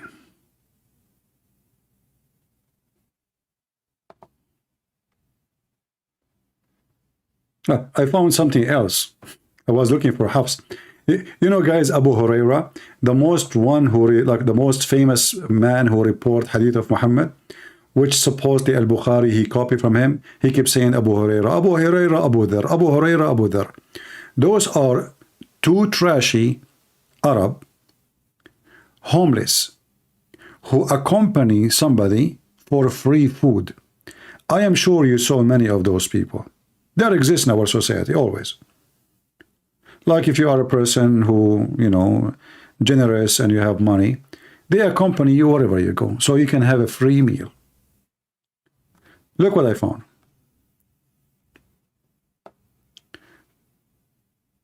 This is, let us here. This is the most authentic reporters of the hadith, the companion of the Prophet, Abu Huraira, which means the father of the cats.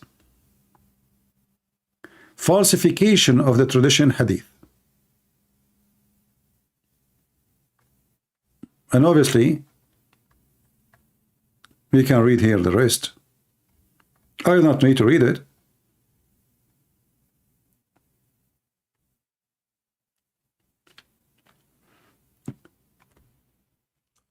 But you will find millions of things in the hadith. It's so stupid, it's so silly, it's so dummy.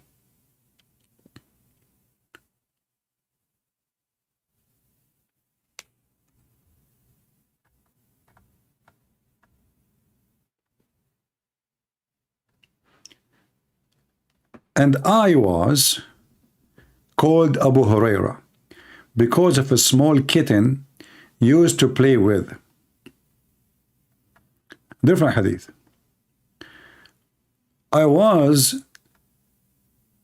used to tend to herd, and I had a small kitten, a kitten. When it was night time, I would place her on a tree. When it was morning, I would take her and play with her. So I was called Abu Huraira, man of the small kitten. So I mean, here they're doing supposed study about this guy, and they come to a conclusion that he is a big fat liar and he is, he's not trustworthy.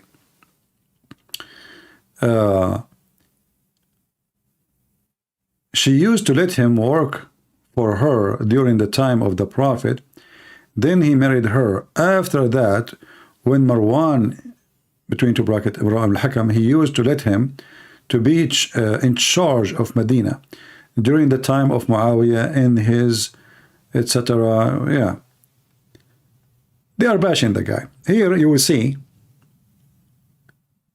as I told you just a minute ago, I placed myself at the service of the daughter of Ghazwan in exchange for food for my stomach and for something to wear on my feet. Now, you see, when I said to you that Abu Huraira and those guys, they used to accompany Muhammad, it's just for free food. Wherever Muhammad he goes, they go with him. Because wherever he goes, he get a free food. He's a prophet, remember, you know. So they accompany the guy just for the sake of a free accommodation. In the same time, those guys, they notice that now they are important because they can report what Muhammad said. So they keep reporting stories the prophet said. So now they became like, their job is to report what the prophet said. So now they become a point of interest, and suddenly from people who they have nothing to do in life, no job, no work, no future, nothing. They accompany a guy just for the sake of food. Suddenly they become so important, and they are a point of interest and all the light on them because they are the one who can tell you what the prophet said. And they start saying things nobody heard. Abu Huraira said, that's it. Abu Huraira, he's a trustworthy. But how a person like this can be trustworthy? So I mean, this article is all about this. You know, if you want, I can share it with you. And the same for the rest. And now, if you ask yourself why they are attacking Abu Huraira, Abu Huraira is approved by Sunni in general. Is this approved by Shia? Unless Abu Huraira, he says something good about Ali. If Abu Huraira, he say good stuff about Ali, then Abu Huraira will be good for them. And here you notice that Muslims are dishonest. So they frame you, all of them. They frame the guy, they bully the guy, just because he is not saying good words about their man. If he says some hadith, they are good about Ali, then he is good. Are you with me? They are like Mimi Hijab. If somebody says to Mimi Hijab, what you are doing is wrong, Mimi Hijab will start bullying you forever. This is what you do with Muslims. Just tell him you are wrong. He will stack you. So Shia and Sunni are the same. They approve any person who go with their mood, regardless if he is honest or he is trashy or he is truthful or not. Support what they say, they are good. You are good. But if you are good for them, you will be not good for others. And this is the case for all Muslims.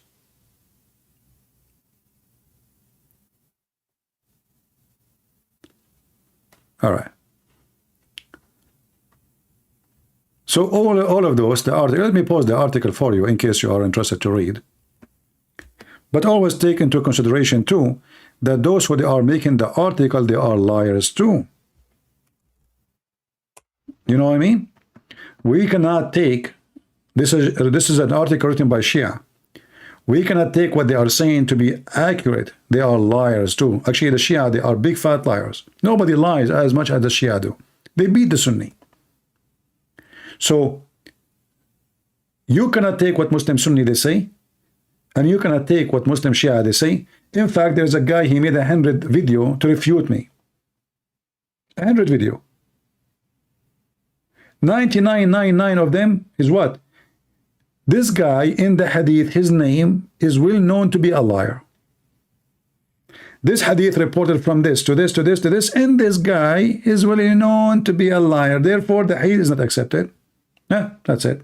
So even the Muslim Sunni, in order to refute an accusation against the Prophet, they are willing to accuse one of their good men to get away with it.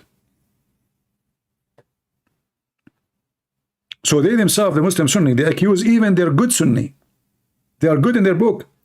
They accuse them to be a liar in order to get away with it. Like, you know, I posted for you here the video I showed you here. I mean, sorry, the hadith about the sunset. You know, the Muslims will find something wrong with the reporter. They will look for anyone. He's not important for them to throw him in the bus, and they say he is a liar. Therefore, this is not an against the Prophet. It cannot be used. But as you see, this is Sahih Bukhari. This is the most authentic. Even the one that says Sahih, suddenly they say it's not Sahih. It says Sahih, it's not Sahih. It says in your book Sahih.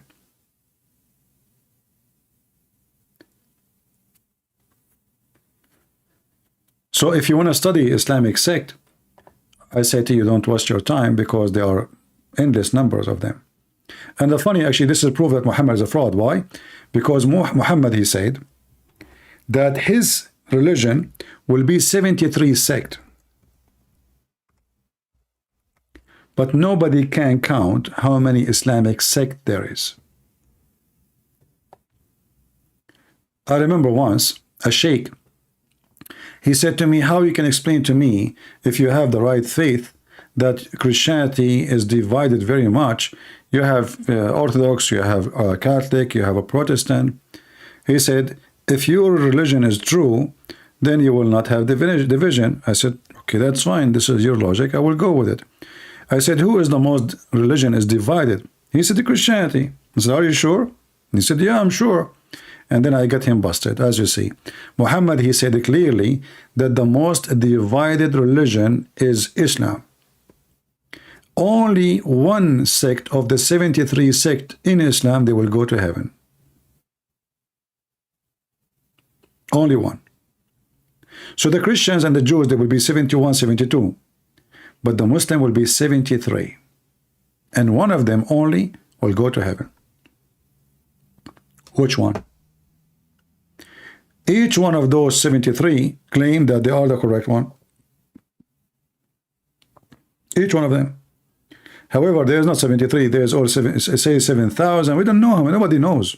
Nobody knows. I mean, you have to spend, because you see, you cannot even count how many, because by the time you finish your study, there will be like 100, 200 new sect. You know what I'm saying? It's like, yeah, it's not like, you know, like, oh, there's enough sect and that's it, they are done. Always there is a new sect. So by the time you you finish your study to count how many Islamic sect there is, you will find yourself, you have to start from zero again, because there's many baby sect. They're just born by the time you finish your study. In Christianity, Jesus never said that we will be many sect. He never said that only one sect will go to heaven. He never promotes he never promote division. He never said that one group is mine, other group not. Whoever believe in me and I will live. That is the condition of the Messiah. This is why I say always, for those who divide us and they make lecturers and they spit at each other, you know, like he's a Catholic, he's spit at the Protestant or vice versa. Those are, you know, even if they are supposedly thinking that they are good people, you know, they are doing very, very ugly, evil act. Because it's not your sect will save you, it's Jesus. Sect have nothing to do with the Messiah. Those who they are obsessed with sect, they are not following Jesus. They are following sect. They are defending sect. If you believe in Jesus, then you should know that no sect can save you. No bishop, no Christian prince, no pope, nobody, no Mary, no Peter, nobody. And by the way, they will find you verses. They will say to you, Jesus said, whatever Peter he write, you know, like he put down, is going to be written in heaven. That is to give him authority to establish the church. This is not about he is in charge of who go to heaven, who's not. It's only, the judge only is the Messiah. There's no other judge. The disciple of Jesus themselves, they have to confess their sin. That's what the Bible says. They write letters to each other. They say, brother, let us confess sin to each other.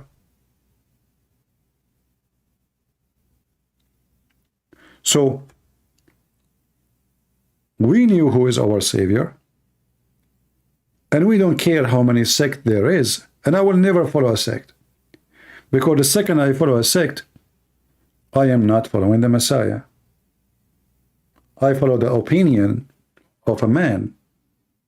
And maybe this man is even maybe evil. He is trying to, you know, just control my mind, my pocket, my money, give us donation. You know, he want to make himself like he is the center to replace Jesus. There is many religious men, or let's say religion is their business.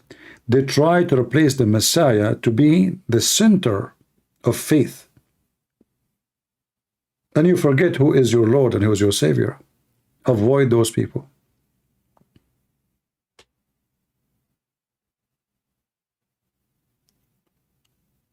There's nobody will save you except Him. The Savior for Peter is the Messiah. The Savior of Paul is the Messiah. The Savior of every human being is the Messiah. So if you think that there is somebody else can save you, you're a fool. The only thing make you true Christian is believing in the Messiah, that He is God's Son who came to this earth for the sake of saving us. He died on the cross. He's coming back. You believe in the Father, the Son, the Holy Spirit. And then if you believe in that, you are a Christian. If you believe Jesus was an angel, all this madness, you are not a Christian. Angel cannot save you. Only divine God can save, because the decision of who's going to go to heaven, who is going to go to hell, is in the hand of God. And the Messiah, He made it clear that all of this is given to me from my Father. Over the flesh, I am the judge. So I advise always people not to be the same as the Muslims, because look what happened. Even in history, when a Christian, they go after a sect, what they do, they kill each other. They become like Muslims. In a certain time, the Christians, they were killing each other. And instead of worshiping Jesus and being peaceful, people of God who love peace, they start attacking each other. Very dark ages. The same as Muhammad and his followers. This is what happened when you follow the man, the sect leader. But when you follow God, there is no way you are going to take a sword and kill a brothers of yours who believe in Jesus as your Lord, as your Savior. Even if he's wrong, there's no way I'm going to kill him.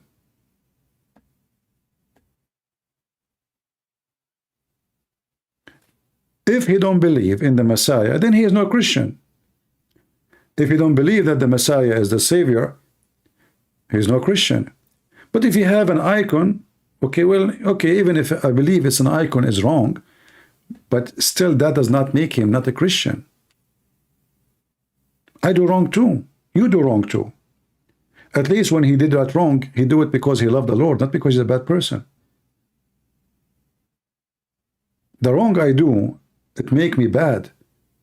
If the wrong he did is about having a picture, well, the picture represent the person he loved, which is for the Lord. He is, even he is wrong, but still his wrong is better than mine. What about the wrong we do? Fornication and jealousy and temptation and money and gossip and lying and you name it. We don't want to be the same as the Pharisees, who they see the little one. The little one they can see. They go after you for the little one, but the big one, the camel, they make the camel go in the thread when they want.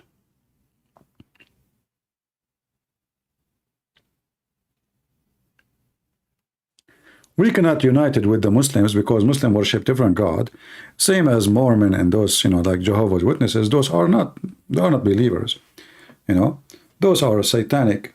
Those are satanic belief, and we can prove it easy that they are satanic. But we as a Christians, always I advise you always, avoid even to associate with somebody. He do division.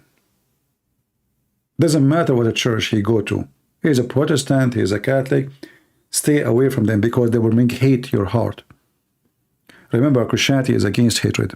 When we speak against Islam, not because we hate Muslims, but because we hate the hate of Islam. That is a good hate. You hate the hate, which means you refuse hate. We are not against Islam because we hate Muslims. This is another reason. So if you are going to follow a priest, he starts spitting at other person just because he's from different church. Well, he is not a priest. And this is not how Christians act. If I know somebody is wrong, I want to convince him that he's wrong and understanding the verse in the Bible. Is that by spitting at him? Is that by calling him bastard, whatever name? Or by saying to him, okay, let's read together. Either you convince me or I convince you. You know, even the disciple of Jesus, they send letters to each other to discuss about what to agree, what not to agree. Nobody spit at anybody.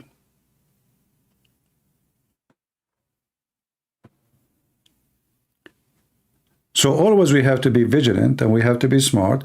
Otherwise, we will follow the trend, you know, and the devil is waiting for us for division. The whole world is divided. So what you see, the Messiah, he says, if the salt is damaged, how we can give a flavor to this, you know, to the food, to the earth. You are the salt of the earth. So what kind of salt the salt will be? This salt, in order to be accepted, it have to be clean, white, pure, no sand in it, no dirt in it, no hatred, no evil. Because if you have any of those, instead of being salt, you will become poison. And always hatred kill its own hater. Because you cannot even imagine anything around you without seeing hatred. So if you hate somebody as a Catholic just because he's a Catholic, I mean, you are not even alive. You are the same as Muslims. You became evil. Why you hate him? Where is the Christ on you? So you go around and you tell people, you know, Jesus says, love your enemy, and then you hate a Christian? Oh, he's not a Christian, he's a Catholic. No, he's a Christian. Protestant are Christians. Orthodox are Christians. All those three schools are Christians, because the Christian is the one who believes in Jesus as Savior. If you notice all the differentiation between them, you will see how silly, how stupid it is.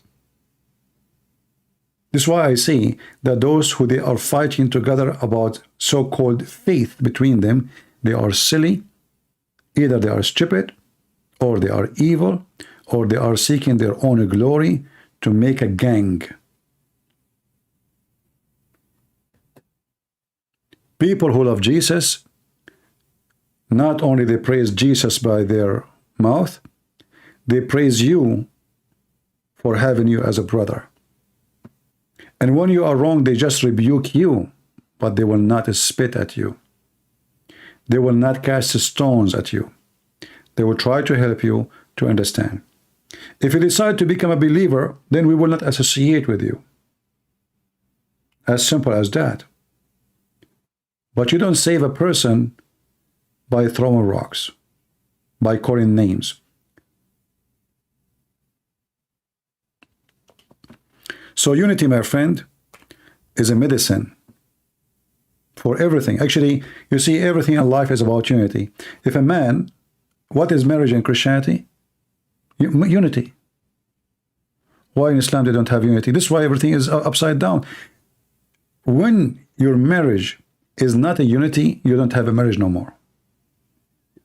What unity mean? Unity mean I don't feel like my wife is different person. I feel like we are one. We are one in good, we are one in bad, which means when we are healthy, wealthy, we are happy together, and when we go down, we stay together. We are poor, we are sick, we are hungry, we still stay together. We don't leave each other. We are loyal. Why? Because we are in unity with God. So unity with God will make you a powerful person. When you lose the unity, you lost everything. Not only unity with others, even unity with yourself. You see, every one of us, he have multi-person. It's true. You have a person inside you who want to sleep with women. You have other person inside you who says this is wrong. You have a person inside you who want to have more money. You have a person inside you who says, you know what, I'm okay. I mean, what money will do to me? I'm fine now. There's a person inside you, he's jealous. He's a friend, he have a big house. You don't have a big house. He want to have that house. Or maybe you have a wife, you want to take his wife. You're willing even to kill him so you can get the wife. You have many person inside you.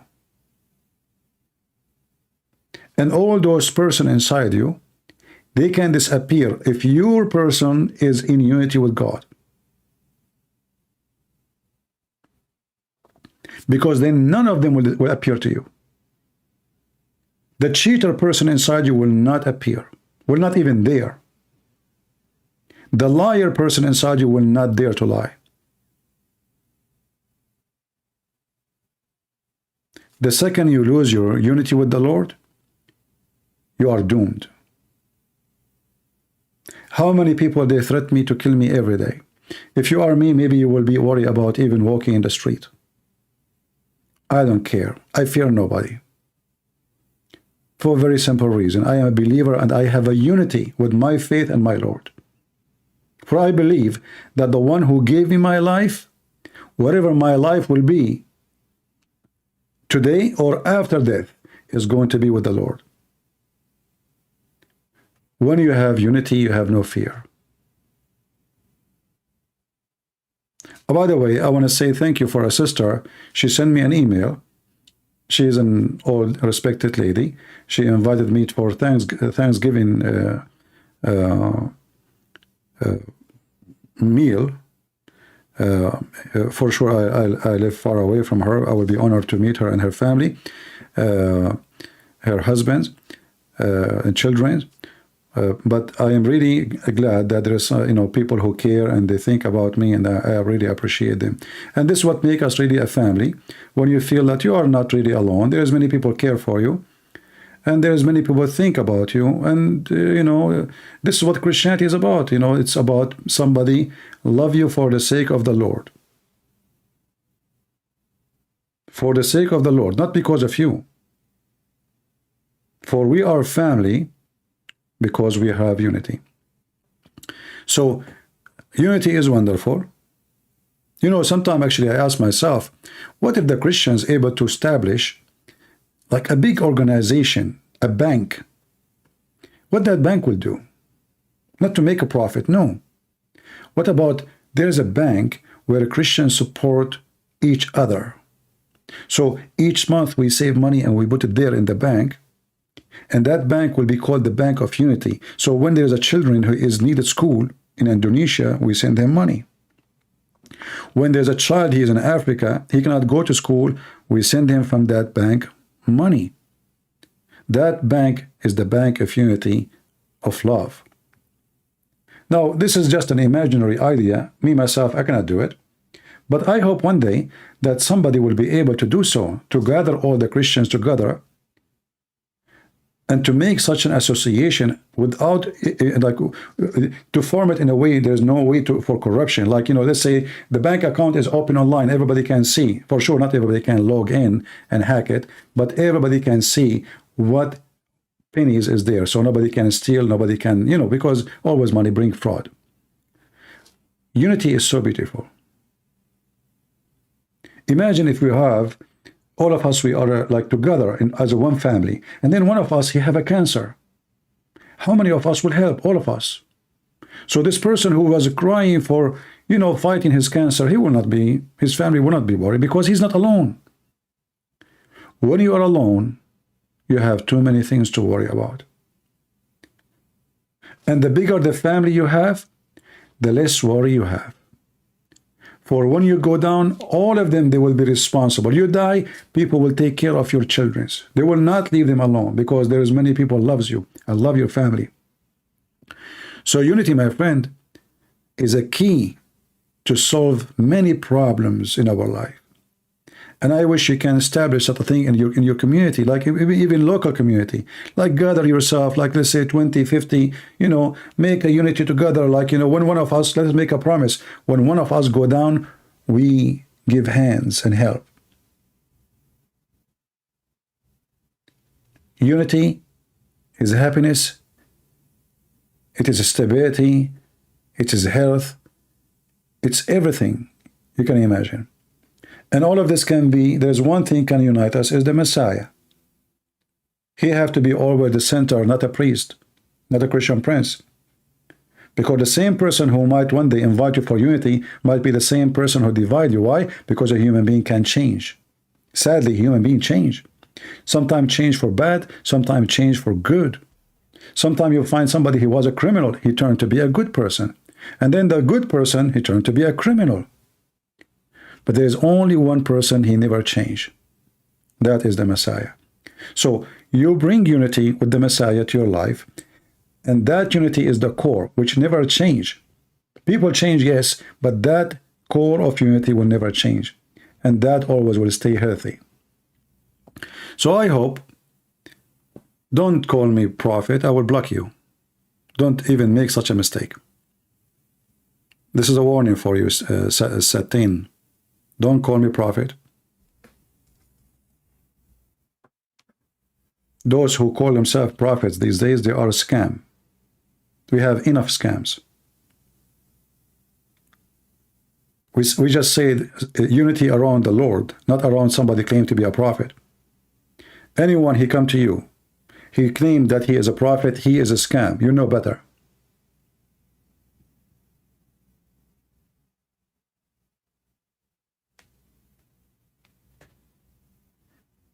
Do we agree? Those who they are seeking position, they are not leaders. This is why the Messiah, he did what? He washed the feet of his disciple when they said to him, Lord, what are you doing? You are our Lord. You are our God. We worship you. You want to wash our feet? What the Lord, he said to them. This is how you know. Who is the leader? The leader is a servant, is not a leader. We do not need prophets. We do not need bosses. We need a servant. The more you serve, the more you lead. Because you lead by your service, not by your command. So be aware of false teachers, be aware of false leaders, for they are leading you to hell.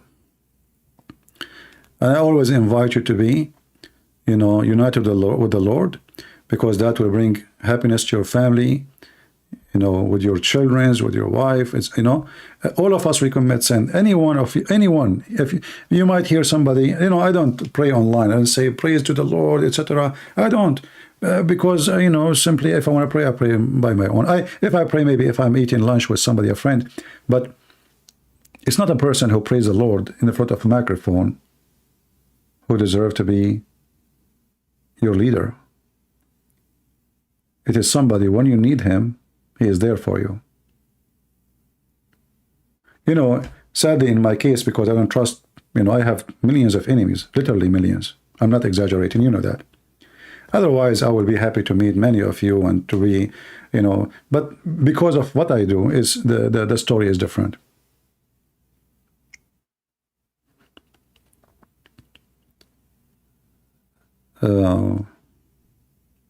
Anyway, you don't have to agree with me. This is my own opinion. I believe anyone who claims to be a prophet today is a scam. I met some of them. You will notice that all of them, they have big villas and they have very fancy life, and and they use religion just to take over. Anyone who seek privilege is a false man. If you go right now to my Patreon, did you see any locked post? You know what locked mean, right? Locked mean you cannot see it unless you are donating. Do you notice? And by the way, it takes me more work because this is stupid Patreon app. You have to click a couple of times to make it public because it's designed for people who are paying money only. So each time I want to make a post, I have to click a couple of times to be sure that everybody can see it, even without signing in Patreon. But then you will find that Patreon is designed that if you don't pay, you cannot see. Correct? If you don't pay, there's a membership. If you don't pay, you cannot see. If you go to my page, you will see. You pay, you don't pay, you can see. It's free.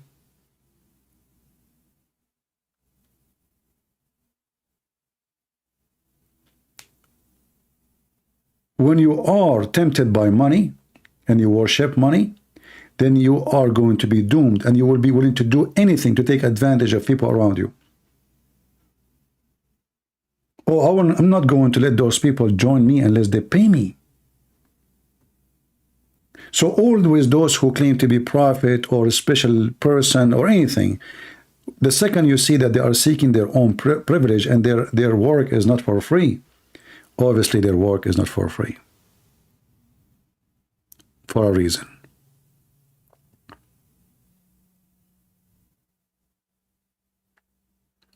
Well, my books from Amazon, I mean, this is my work, and you don't have to buy it in order to learn. I sat with you here for many hours. How many hours I sit a day? So my book, it to support me. Still, I need to pay for my gas. I need to pay for, you know, so I support myself. You do not, but you don't need to buy it. And I have most of my books actually published for free in many languages. I do my best to make it in the limit I just can survive. And you know, I don't have retirement. You never know. I mean, if I get sick now, I don't have health insurance. So you have to be smart, not stupid at the same time, right? However, my work, I spend time with people. I stay all the time. You can talk to me. You can ask me questions, if you know, as much as you want. You do not need to get my books.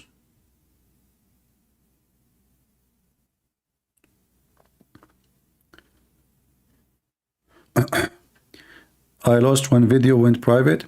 Maybe my mistake. Yeah, always my channel. If you go right now, let us see here.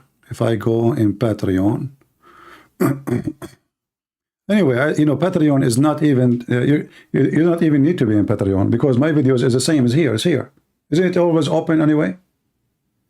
You know what I mean? Isn't it my video here is where Patreon is? You do not need to go Patreon. Patreon is to get notification because obviously YouTube censor me. I have 100,000, 44,000 something, but you will notice that, you know, people never get notification for my life. I am not from the one who is YouTube happy with. I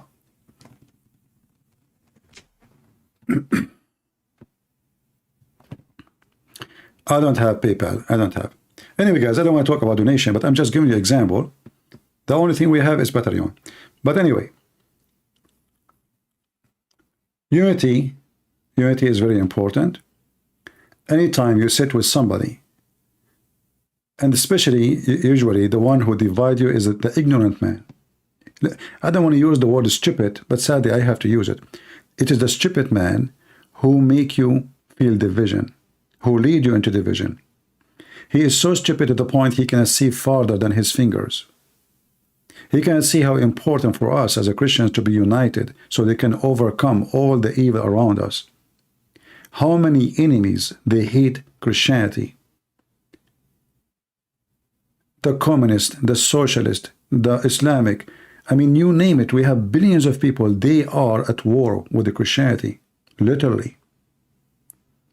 And yet, instead of seeing how important it is to be united so we can stand for the danger, what we do? We divide our house. So we become weaker and weaker and weaker, and then the devil take us like a piece of cake one by one. This is why I say to you that the one who divides you is just an idiot. Even if he think he is serving God.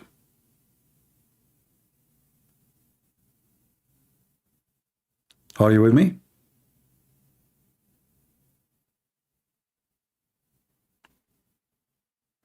The more divided we are, the more there is doors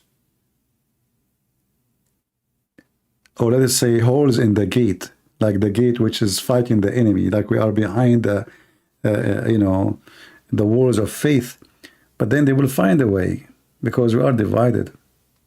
The wall is not solid. The wall is not thick. The wall is not high. The weak, you know, the weak wall cannot stand the enemy.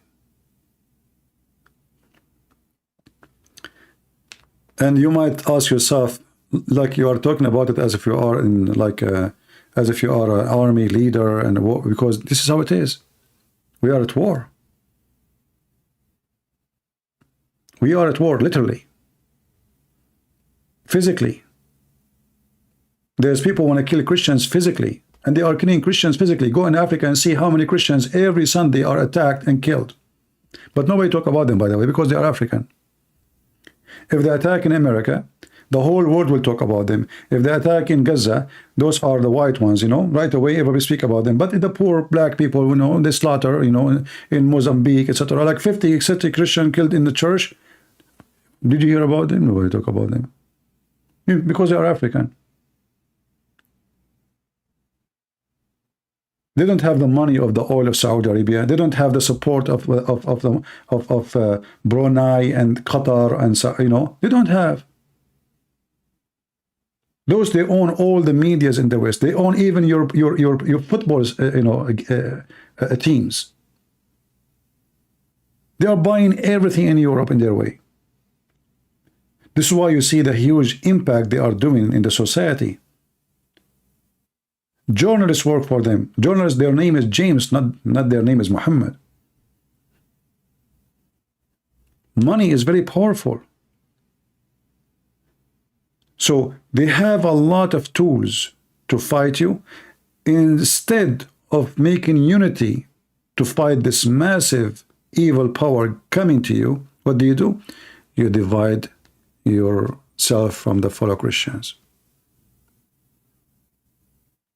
This is what I call a stupid move. So we as a Christian should be united with people in Africa. Those are our brothers and sisters. Color does not change anything. We should feel for them. We should stand with them. We should support them. Same as people in Asia or anywhere. But doesn't mean, by the way, if you are white, people will not support you. No, because support always is exchange. You know, you will see right now in Europe, people preaching the Gospels, they are African. So now the white man in Europe, he ignored the Gospel. He thinks it's just a stupid thing. So imagine, one day the white man, he came to Africa to tell him about Jesus. Today the black man is coming to Europe saying to them, you are an idiot. You white man, Jesus is the only one can save you.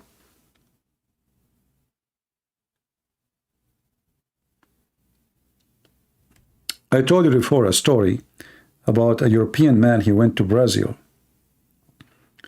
And then he want to go in the jungle, in the Amazon. So he hired a local. This local, during the trip, you know, he have a little book in his hand. So this white European man said to this local, what are you reading? The Brazilian, he said, oh, this is the Gospel. European, he laughed. He said, you still read those things? He laughed. So anyway, they keep going in their journey, and then they arrive to a cave. This is the whole purpose, actually, of this trip, to show them how people used to live in those isolated area. So they arrived to a cave, and this cave full of bones of a human. And it looked like a kitchen, like fire, you know, pit. And so he said, what is this? He said, this is here, my tribes, they used to capture a human being and eat them. So the white man, he says, and what about now? He said, do you remember the book you laugh at? He said, you mean the Bible? He said, yes. He said, because of that book, you are not in my dish now. So the stupid white man, he was making fun of that book. But you do not know that if he came to this area and this book is not there yet, and those people don't believe in that book, he will be eaten and he will be cooked, literally. This is why it's very important for us as a Christian to spread the, the good news. At the same time, when we spread it, we spread unity, not division. Because if we spread the good news and we spread with it division, so what is the good news?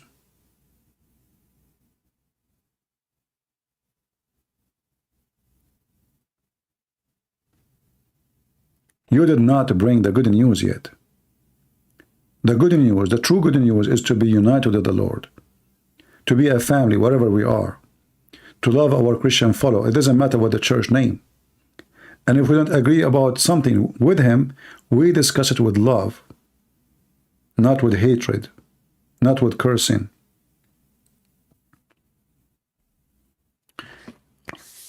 I wasn't going to go live today because simply I have really headache. I will try my best to go tomorrow if I am not getting sick, because I don't feel really good. But I feel so good to be with you guys. I pray the Lord will bring good things to us. And those people who they claim to be people of God, like this guy, you know, and his follow, they will be exposed more and more. And always those fake people, they end where they deserve. I want to say thank you. May the Lord bless you. God is good. So is Jesus. See you soon again. Bye-bye.